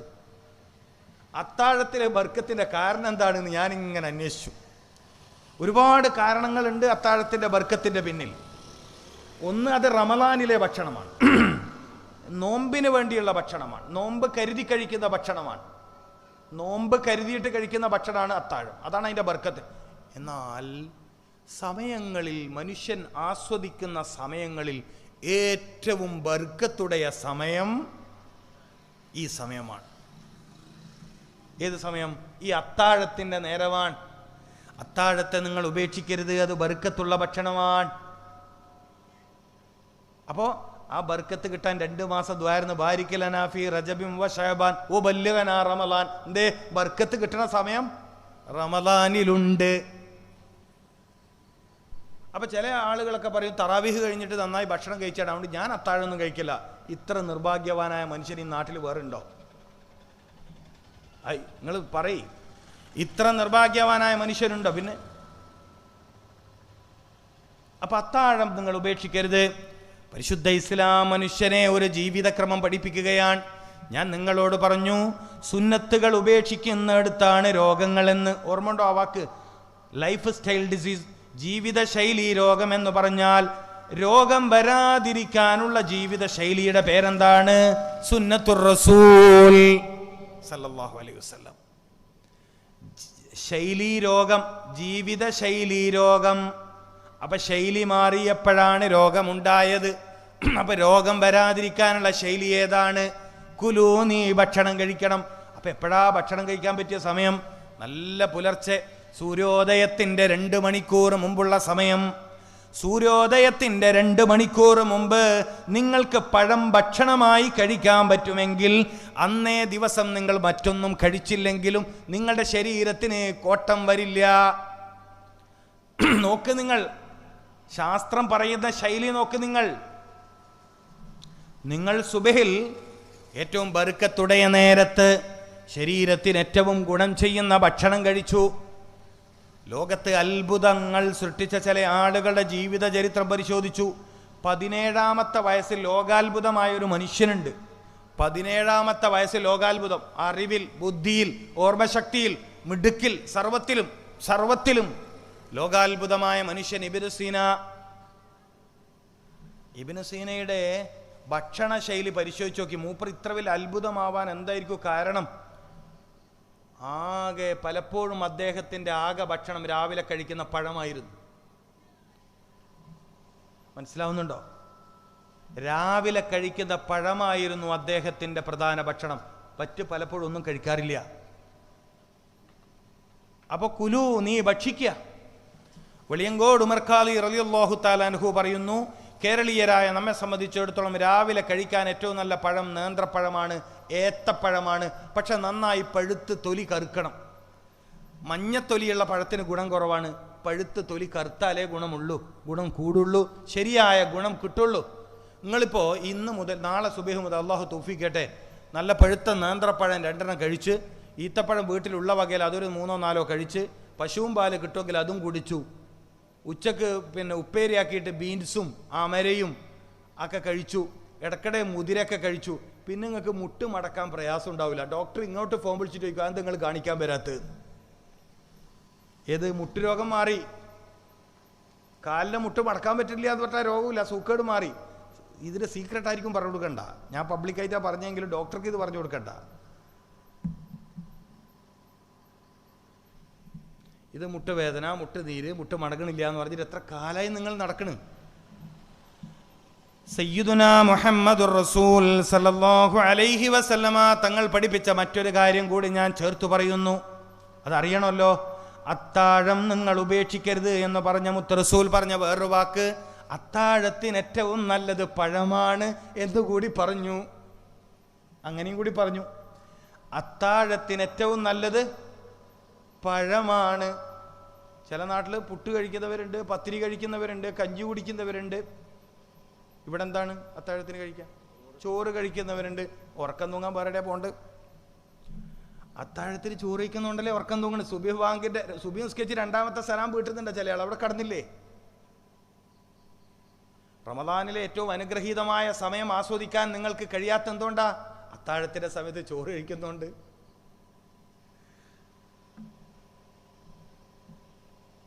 പുരുഷന്മാരെ, സ്ത്രീകൾക്ക് കുറച്ച് പണി ഒഴിവ് കൊടുക്കുക. അവർ അത്താഴം ഇനി ചോറാക്കണ്ടെന്ന് പറയട്ടാ, പഴം കഴിച്ചിട്ട് വെള്ളം കുടിച്ചിട്ട് നിങ്ങൾ നോമ്പോക്കി ഒരു ചെറിയ സമാധാനം കിട്ടട്ടെ അവർക്ക്. ഇത് പത്തിരി ഉണ്ടാക്കണം, ഇടയത്താഴം എന്ന് പറഞ്ഞിട്ട് അങ്ങനെ ഉണ്ടാവില്ലേ? ആ തറാവി കഴിഞ്ഞിട്ട് എന്തെങ്കിലും ശപ്പാട് ഉണ്ടാവില്ലേ? ഓ, അതിനിടയിൽ നേരം കിട്ടിയാൽ പിന്നെയും കുടിക്കും. നോമ്പ് കാലത്ത് ഭക്ഷണത്തോടൊരു പ്രത്യേക ആർത്തിയാണല്ലേ? അത് നിങ്ങൾ ശ്രദ്ധിച്ചിട്ടുണ്ടോ? അള്ളാഹു കാത്തുരക്ഷിക്കട്ടെ. വളരെ സൂക്ഷിക്കണം. റമലാൻ്റെ എല്ലാ ആത്മീയതയും ചോർത്തിക്കളയുന്നത് റമലാനിലെ ഭക്ഷണം. റമദാൻ പോലെ അനുഗ്രഹീത ഒരു മാസം കിട്ടിയിട്ട് രക്ഷപ്പെടാൻ പറ്റാത്ത ഒരാൾ പിന്നെ ജീവിതത്തിൽ രക്ഷപ്പെടില്ല. റമദാൻ നമുക്ക് നമ്മുടെ റമദാൻ നഷ്ടപ്പെടുന്ന ഭക്ഷണത്തിലൂടെ മാത്രമാണ്, വേറൊരു പ്രശ്നമില്ല. ഈ ഉമ്മത്തിന് റമദാൻ ഗുണം ചെയ്യാത്തതിന് ഒറ്റ കാരണമേ ഉള്ളൂ, റമദാനിലെ ഭക്ഷണം, വിഭവസമൃദ്ധമായ ഭക്ഷണം മാത്രമാണ് കാരണം. നോമ്പ് തുറപ്പിക്കാന്നൊക്കെ കരുതിയാൽ നമ്മൾ മനസ്സിലാക്കിയ വയറ് നിറക്കലാണെന്നാ. നിങ്ങളറിയോ, അതിഥി വീട്ടിൽ വന്നാൽ ഭക്ഷണം കഴിക്കുക എന്ന് പറയൽ സുന്നത്താണ്. അതിഥിയായ വീട്ടിൽ നിന്ന് സാധാരണ കഴിക്കുന്നതിനേക്കാൾ ലേശം കഴിക്കൽ അനുവദനീയമാണ്, സുന്നത്തല്ല, അനുവദനീയമാണ്. ഏത് അത് മനസ്സിലാക്കണം. സാധാരണ വയറ് നിറച്ച് തിന്നാൻ എന്തില്ല, പാടില്ല. ഒരു അതിഥിയെ ഭക്ഷണം കഴിക്കാൻ ഇങ്ങനെ പറഞ്ഞുകൊണ്ടിരിക്കൽ സുന്നത്താണ്. നീ കുറച്ച് കഴിക്ക് നമ്മൾ ചെയ്യാറുണ്ട്. എന്നാൽ നിങ്ങളുടെ വീട്ടിലെത്തിയ അതിഥി നോമ്പ് മുറിച്ച് വന്നാളാണെങ്കിൽ അയാളോട് കുറച്ചുകൂടി കഴിക്കൽ പറയൽ സുന്നത്തില്ല. എന്തുകൊണ്ട്? അയാളെ ഭക്ഷണം കഴിക്കാൻ നിർബന്ധിക്കരുത്. അയാൾ നോമ്പുകാരനായിരുന്നു. നോമ്പെടുത്ത് കാലിയായ വയറിലേക്ക് അമിത അളവിൽ ഭക്ഷണവും തടുത്ത വെള്ളമൊക്കെ എത്തി. അതല്ലേ നോമ്പുകാലത്തല്ലേ നമുക്ക് രോഗം വർദ്ധിക്കുന്നത്, നോമ്പുകാലത്തല്ലേ നമ്മളിൽ പലരും ബലഹീനരാകുന്നത്. തറാവീഹ് നിസ്കരിക്കാൻ ഉന്മേഷം കിട്ടുന്നുണ്ടോ? ഇല്ലല്ലോ. തറാവീഹിന്റെ സമയമാകുമ്പോഴേക്ക് ഉറക്കം തൂങ്ങുന്നില്ലേ? നമുക്ക് ക്ഷീണം കൂടുതലല്ലേ? നമ്മൾ പറയാറില്ലേ, നോമ്പിന് പകല് വലിയ റാഹത്താണ്, നോമ്പ് മുറിച്ചാൽ ആ ക്ഷീണം. പറയുന്ന കേട്ടോ ഇവർക്ക് 2 പോത്തിനർത്തിട്ടാരം വരികയാണ്. നോമ്പെടുത്താൽ റാഹത്ത്, നോമ്പ് മുറിച്ചാൽ ക്ഷീണം. എങ്ങനെ? അതുവരെ കാലിയായി നിന്ന വയറിലേക്ക് അമിതമായ അളവിൽ വെള്ളവും പാനീയവും ചൂടുള്ളതും തണുപ്പുള്ളതെല്ലാം ഒരേ സമയത്താണ്. എത്ര അശാസ്ത്രീയമാണ് ഈ നോമ്പ് തുറകൾ. നല്ല തണുത്ത ജ്യൂസ് കുടിക്കും, അത് കഴിഞ്ഞ ഉടനെ പലഹാരമുള്ളത് കൊണ്ട് തന്നെ അതിൻ്റെ കൂടെ ചായ കുടിക്കും. മസ്ജിദുകളിലടക്കം നോമ്പ് തുറകൾ സുന്നത്തിനും ശാസ്ത്രത്തിനും ശാസ്ത്രത്തിനെതിരാണ്. പറയുമ്പോൾ എവിടെ നോമ്പ് തുറ? പള്ളിയിലാണ് നോമ്പ് തുറ വെക്കണത്. പള്ളിയുടെ ചെരുവിലോ പള്ളിയുടെ മുറ്റത്തോ പന്തൽ കെട്ടിയാണ് നോമ്പ് തുറ സംഘടിപ്പിക്കുന്നത്. എന്നിട്ട് സുന്നത്തും ഇല്ല, സയൻസും ഇല്ല. തടുത്ത വെള്ളവും കൊടുക്കും, ചൂടുള്ള ചായയും കൊടുക്കും. തടുത്തതിൻ്റെ കൂടെ ചൂടുള്ളത് കഴിക്കാമോ? വയറതിന് പാകമാണോ? അന്ത പള്ളിക്കാവുന്ന ബാധകമല്ലേ? എൻ്റെ പ്രിയപ്പെട്ടവരെ, ഒരു നോമ്പെടുത്തു എന്നതിൻ്റെ പേരിൽ, ഭക്ഷണത്തിൻ്റെ പേരിൽ എന്തിനാണ് ഇത്രയും നാം പരിധി ലംഘിക്കുന്നത്? നീ ഭക്ഷിക്കണം, നീ വെള്ളം കുടിക്കണം, ഈ 2 കാര്യത്തിലും നീ അമിതം പ്രവർത്തിക്കരുത്.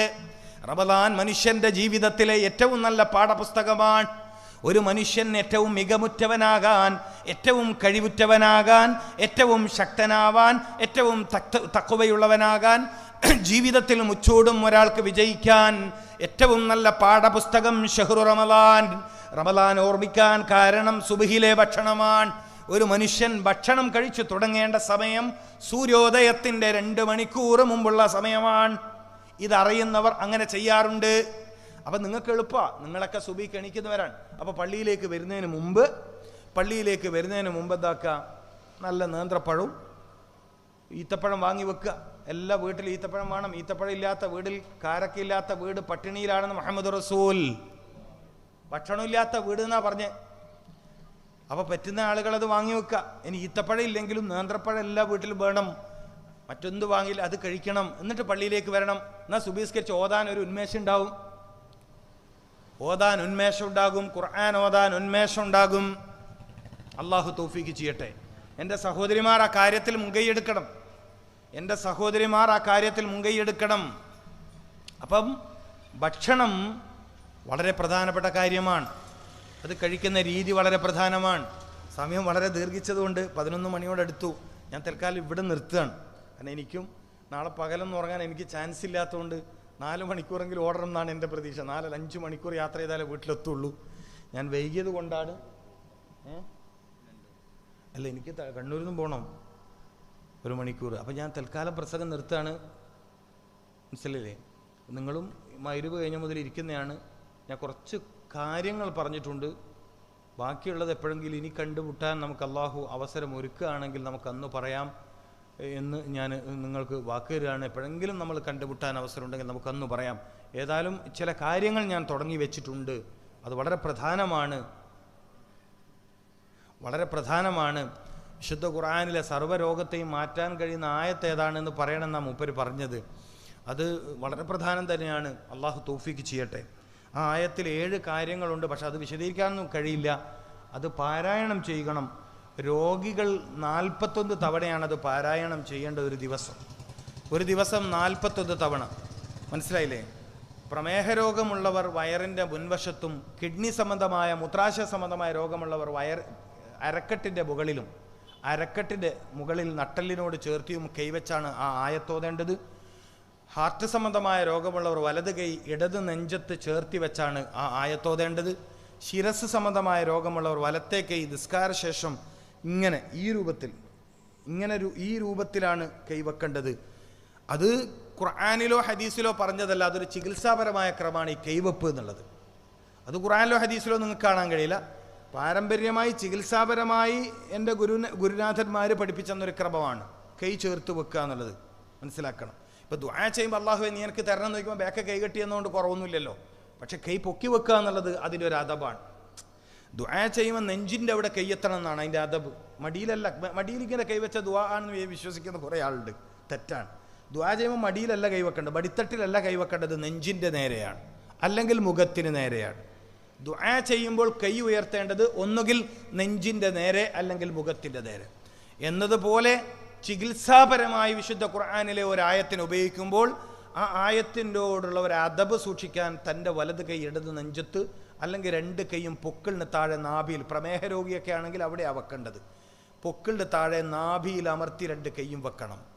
പ്രമേഹം പോലത്തെ രോഗമുള്ളവർ. അതേസമയം കിഡ്നി സംബന്ധമായ രോഗം, കിഡ്നി ഫെയിലിയർ ആയ ആളുകൾ, ഡയാലിസിസ് ചെയ്യുന്ന ആളുകൾ, അത്തരം ആളുകൾ തൻ്റെ അരക്കെട്ടിന് മുകളിൽ നട്ടലിനോട് ചേർത്താണ് കൈവെക്കേണ്ടത്. ചുരുങ്ങിയത് 41 തവണയാണ് രോഗശാന്തി ആഗ്രഹിച്ചുകൊണ്ട് ഈ ദുആ നിർവഹിക്കേണ്ടത്. സാധാരണയിൽ ഇതൊരു ദുആ ആണ്. പല ഉസ്താദുമാരും നിസ്കാരശേഷം ഇത് ദുആ ചെയ്യാറുണ്ട്. പക്ഷേ രോഗശാന്തിയുടെ വിഷയത്തിൽ, മാനസിക ശാരീരിക രോഗം ശിഫയാക്കുന്ന കാര്യത്തിൽ ഇത്രമേൽ പെർഫെക്റ്റായ, ഇത്രമേൽ സ്യൂട്ടബിളായ, ഇത്രമേൽ മനുഷ്യൻ്റെ ശരീരത്തോട് ചേർന്ന് നിൽക്കുന്ന ഒരു ദുആ ഖുർആനിൽ നമുക്ക് കാണാൻ കഴിയില്ല. ആദം നബി അലൈഹിസ്സലാം തൻ്റെ ശാരീരിക വിഷമവും മാനസിക വിഷമവും തീർക്കാൻ വേണ്ടി ആദ്യമായി ദുആ ചെയ്ത ദുആ ഈ ദുആ ആണ്. ആദ്യമായി ഈ ദുആ നിർവഹിച്ചത് സയ്യിദുന അബുൽ ബഷർ ആദം അലൈഹിസ്സലാമാണ്. ആ ദുആ നിങ്ങൾ ഒരുപാട് തവണ കേട്ടിട്ടുണ്ടാവും. പക്ഷേ അതിൻ്റെ രോഗശാസ്ത്ര സംബന്ധമായ വിഷയം നിങ്ങളുടെ അറിവിൽ പെടാത്തത് കൊണ്ടാണ്. ആ ദുആ ഇങ്ങനെയാണ്: റബ്ബന. ആ വിളി ആദ്യം റബ്ബന എന്നാണ്. ഒരു രോഗി അള്ളാഹുവിനെ വിളിക്കേണ്ട എൻ്റെ റബ്ബേ എന്നാണ്. യാ അള്ളാഹ് എന്ന് വിളിക്കുന്നതിനേക്കാൾ രോഗി എപ്പോഴും അള്ളാഹുവിനെ വിളിക്കേണ്ട എൻ്റെ റബ്ബേ, അന്ത റബ്ബി വഅന അബ്ദുക യാ റബ്ബന ലക്കൽ ഹംദ്, യാ റബ്ബന ലക്കൽ ഹംദ്. ഒരു രോഗി അള്ളാഹുവിനോട് ഏറ്റവും കൂടുതൽ സംസാരിക്കേണ്ട ശൈലി എങ്ങനെയാണ്? യാ റബ്ബന ലക്കൽ ഹംദ് അന്ത റബ്ബി വഅന അബ്ദുക എന്നിങ്ങനെ. യാ റബ്ബന, റബ്ബന, റബ്ബി, എൻ്റെ റബ്ബേ എന്ന വിളിയാണ് രോഗി അള്ളാഹുവിനെ വിളിക്കേണ്ടത്. അതിൻ്റെയൊക്കെ വലിയ സിറുകൾ, ചികിത്സാപരമായ വലിയ സിറുകളുണ്ട്. അതൊക്കെ അറിഞ്ഞാൽ നമ്മൾ അത്ഭുതപ്പെട്ടു. അള്ളാഹു എല്ലാം പഠിപ്പിച്ചു തരട്ടെ. അള്ളാഹു എല്ലാം മനസ്സിലാക്കാൻ തൗഫീക്ക് നൽകട്ടെ. അപ്പോൾ ആയത്തിതാണ്: റബ്ബന ളലബ്നാ അൻഫുസന വഇല്ലം തഗ്ഫിർ ലനാ വതർഹംനാ ലനകൂനന്ന മിനൽ ഖാസിരീൻ. നിങ്ങൾ അത്ഭുതപ്പെട്ടു പോകും. അത്രയും വേഗത്തിൽ നിങ്ങൾക്ക് രോഗശാന്തി കിട്ടും. പിന്നെ ഞാൻ പറഞ്ഞ രോഗം വരാതിരിക്കാനുള്ള വഴി കൂടി സ്വീകരിക്കണം. സമയമില്ലാത്തതുകൊണ്ട് കുറേ കാര്യങ്ങൾ ഞാൻ പറഞ്ഞിട്ടില്ല. ഏതായാലും ഈ ദുആ നിങ്ങളുടെ ജീവിതത്തിൽ നിങ്ങൾക്ക് അള്ളാഹു ഫലിപ്പിച്ചു തരട്ടെ. അള്ളാഹു ഈ ദുആ കൊണ്ട് നിങ്ങൾക്ക് ജീവിതത്തിൽ രക്ഷപ്പെടാൻ അള്ളാഹു തൗഫീക്ക് നൽകട്ടെ. ഖുർആൻ പറയുന്നു: വനുനസ്സിലു മിനൽ ഖുർആനി മാ ഹുവ ശിഫാഉൻ. അള്ളാഹു നിങ്ങളിലേക്ക് ഇറക്കിയ ഖുർആനിൽ നിങ്ങളുടെ രോഗത്തിൻ്റെ ശിഫയുണ്ട് എന്ന് ഖുർആനിൽ തന്നെ അള്ളാഹു പറഞ്ഞിട്ടുണ്ട്. ആ ശിഫയിലെ വളരെ പ്രധാനപ്പെട്ട ഒരായത്താണ് ഞാൻ നിങ്ങൾക്കിപ്പോൾ പറഞ്ഞു തന്നത്. അത് നമുക്കൊക്കെ ജീവിതത്തിൽ തുടരാൻ, നമ്മുടെ രോഗികൾക്ക് അതിലൂടെ ശിഫ കിട്ടാൻ, രക്ഷപ്പെടാൻ അള്ളാഹു സുബ്ഹാനഹു വ തആല തൗഫീക്ക് നൽകുമാറാവട്ടെ. പ്രത്യേകിച്ചും SLC +2 പോലത്തെ പരീക്ഷ വരുന്നു. ഓർമ്മശക്തി വർദ്ധിപ്പിക്കുന്ന ദുആ കൂടിയാണ് ഈ ദുആ. മറവിയെ, എത്ര കഠിനമായ മറവിയെയും മനുഷ്യന് മറികടക്കാൻ കഴിയുന്ന ഏറ്റവും അപാരമായ ശക്തിയുള്ള ദുആ ആണ് റബ്ബനാ ളലബ്നാ അൻഫുസന. അപ്പോൾ SLC പരീക്ഷ എഴുതുന്ന കുട്ടികൾ, +2 എഴുതുന്ന കുട്ടികൾ ഈ ദുആ പരമാവധി വർദ്ധിപ്പിക്കുക. അവർ സുഗന്ധം ഉപയോഗിക്കുക. എല്ലാ ദിവസവും രാവിലെ ഒരു 7 ഈത്തപ്പഴം കഴിക്കുക. അതുപോലെ നല്ല വസ്ത്രം മാത്രം ധരിക്കുക. ഹെവി ഫുഡ് ഒഴിവാക്കുക. ഉന്മേഷത്തോടെ കൂടി എപ്പോഴും വായിക്കാനിരിക്കുക. വായിക്കാനിരിക്കുന്ന സമയത്തൊക്കെയും സുബ്ഹാനക ലാ ഇൽമ ലനാ ഇല്ലാ മാ അല്ലംതനാ ഇന്നക അൻതൽ അലീമുൽ ഹകീം എന്നിങ്ങനെ ദുആ ചെയ്യുക. സമയം കിട്ടുമ്പോഴേക്കും യാ അലീമു യാ ഹക്കീം യാ അല്ലാഹ് എന്ന് ചൊല്ലിക്കൊണ്ടിരിക്കുക. ഈ വർഷത്തെ SLC, ഈ വർഷത്തെ +2 നിങ്ങൾ മികച്ച മാർക്ക് വാങ്ങി വിജയിക്കാൻ കഴിയുന്ന മിടുക്കന്മാരായി തീരും. അല്ലാഹു സുബ്ഹാനഹു വ തആല തൗഫീക്ക് നൽകട്ടെ എന്ന് മാത്രം പ്രാർത്ഥിച്ചുകൊണ്ട്, അതുപോലെ അല്ലാഹുവേ, ഞങ്ങളുടെ സദസ്സിൽ ഒരുപാട് രോഗികളുണ്ടാകും, ഒരുപാട് ശാരീരിക വിഷമുള്ളവരുണ്ടാകും. അവർക്കൊക്കെ നീ ശിഫ കൊടുക്കണേ അല്ലാഹ്, ആഫിയത്ത് കൊടുക്കണേ തമ്പുരാന്, സലാമത്ത് കൊടുക്കണേ തമ്പുരാന്. വയസ്സായ ആളുകളുടെ അവർക്ക് പ്രത്യേകിച്ചും നീ ശിഫയും സലാമത്തും ആഫിയത്തും കൊടുക്കണേ അല്ലാഹ്. അല്ലാഹുവേ, ഞങ്ങളിലെ പ്രയാസം അനുഭവിക്കുന്ന ക്യാൻസറുള്ള രോഗികൾ, കരള് രോഗമുള്ള രോഗികൾ, കിഡ്നി രോഗമുള്ളവർ, ഹൃദ്രോഗമുള്ളവർ, കാലിന് വിഷമുള്ളവർ, പലതരം രോഗമുള്ളവർ ഈ സദസ്സിലുണ്ട്. നിന്റെ വിശുദ്ധ ഖുർആനിലെ ആയാത്തു ഷിഫാഇൻ്റെ ബർക്കത്ത് കൊണ്ട് നീ അവർക്കൊക്കെ ശിഫ കൊടുക്കണേ തമ്പുരാനെ. അസ്മാഉൽ ഹുസ്നയുടെ ബർക്കത്ത് കൊണ്ട് നീ ഇവർക്കൊക്കെ ശിഫ കൊടുക്കണേ തമ്പുരാനെ. അല്ലാഹുവേ, ഹബീബ് റസൂലുള്ളാഹി സല്ലല്ലാഹു അലൈഹി വസല്ലമ തങ്ങളുടെ 1000ഓളം മഹത്വമുള്ള പേരുകളുടെ ബർക്കത്ത് കൊണ്ട് ഞങ്ങൾക്കെല്ലാം നീ ശിഫ നൽകണേ തമ്പുരാനെ. ഞങ്ങളറിയാതെ വല്ല മാരകമായ രോഗവും ഞങ്ങളുടെ ശരീരത്തിലുണ്ടെങ്കിൽ നീ ഒന്ന് ശിഫയാക്കി തരണേ തമ്പുരാനെ. അല്ലാഹുവേ, ഈ പരിപാടി സംഘടിപ്പിച്ച SYSൻ്റെ, അതുപോലെ ഇവിടുത്തെ മഹലിൻ്റെ, ഇവിടുത്തെ മറ്റ് പ്രവർത്തക എല്ലാവർക്കും ഖൈറും ബർക്കത്തും റഹ്മത്തും റാഹത്തും സലാമത്തും ഇസ്സത്തും അവിടെ പ്രവർത്തികൾ വിജയവും നീ നൽകണേ തമ്പുരാനെ. ഇതിനെ സഹായിച്ച് സഹകരിച്ച, അതുപോലെ ഇത്രയും ദീർഘമായ സമയം ഈ സദസ്സിൽ നീ പരിപാടി വിജയിപ്പിച്ച മുഴുവൻ ആളുകളെയും നീ സ്വീകരിക്കണേ തമ്പുരാനെ, നീ ഏറ്റെടുക്കണേ തമ്പുരാനെ. മരിച്ചുപോയ മുഴുവൻ ഞങ്ങളുടെ ആളുകൾക്കും നീ മഗ്ഫിറത്തും അർഹമത്തും കൊടുക്കണേ അല്ലാഹ്. ഖബറിൽ അവർക്ക് നീ വിശാലത കൊടുക്കണേ തമ്പുരാനെ. അല്ലാഹുവേ, ഞങ്ങൾ മരിക്കുന്ന നേരത്തിൽ ലാ ഇലാഹ ഇല്ലല്ലാഹ് ചൊല്ലി മരിക്കാനും ഖബറിലും മഹ്ശറയിലും രക്ഷപ്പെടാനും ജന്നാത്തുൻ നഈമിൽ അല്ലാഹുവേ നിന്റെ ലിഖാഇനും നീ ഞങ്ങൾക്ക് ഭാഗ്യം നൽകണേ തമ്പുരാനെ. റബ്ബന ആതിനാ ഫിദ്ദുനിയ ഹസനതൻ വഫിൽ ആഖിറതി ഹസനതൻ വഖിനാ അദാബന്നാർ. റബ്ബന തഖബ്ബൽ മിന്നാ ഇന്നക അൻതസ് സമീഉൽ അലീം വതുബ് അലൈനാ ഇന്നക അൻതത് തവ്വാബുർ റഹീം. ആമീൻ ആമീൻ ആമീൻ ബിറഹ്മതിക യാ അർഹമർ റഹീമീൻ ബിഹഖി സ്വല്ലല്ലാഹു അലാ മുഹമ്മദ് സ്വല്ലല്ലാഹു അലൈഹി വസല്ലം. സ്വല്ലല്ലാഹു അലാ മുഹമ്മദ് സ്വല്ലല്ലാഹു അലൈഹി വസല്ലം. اللهم صل على محمد يا رب صل عليه وسلم وصل على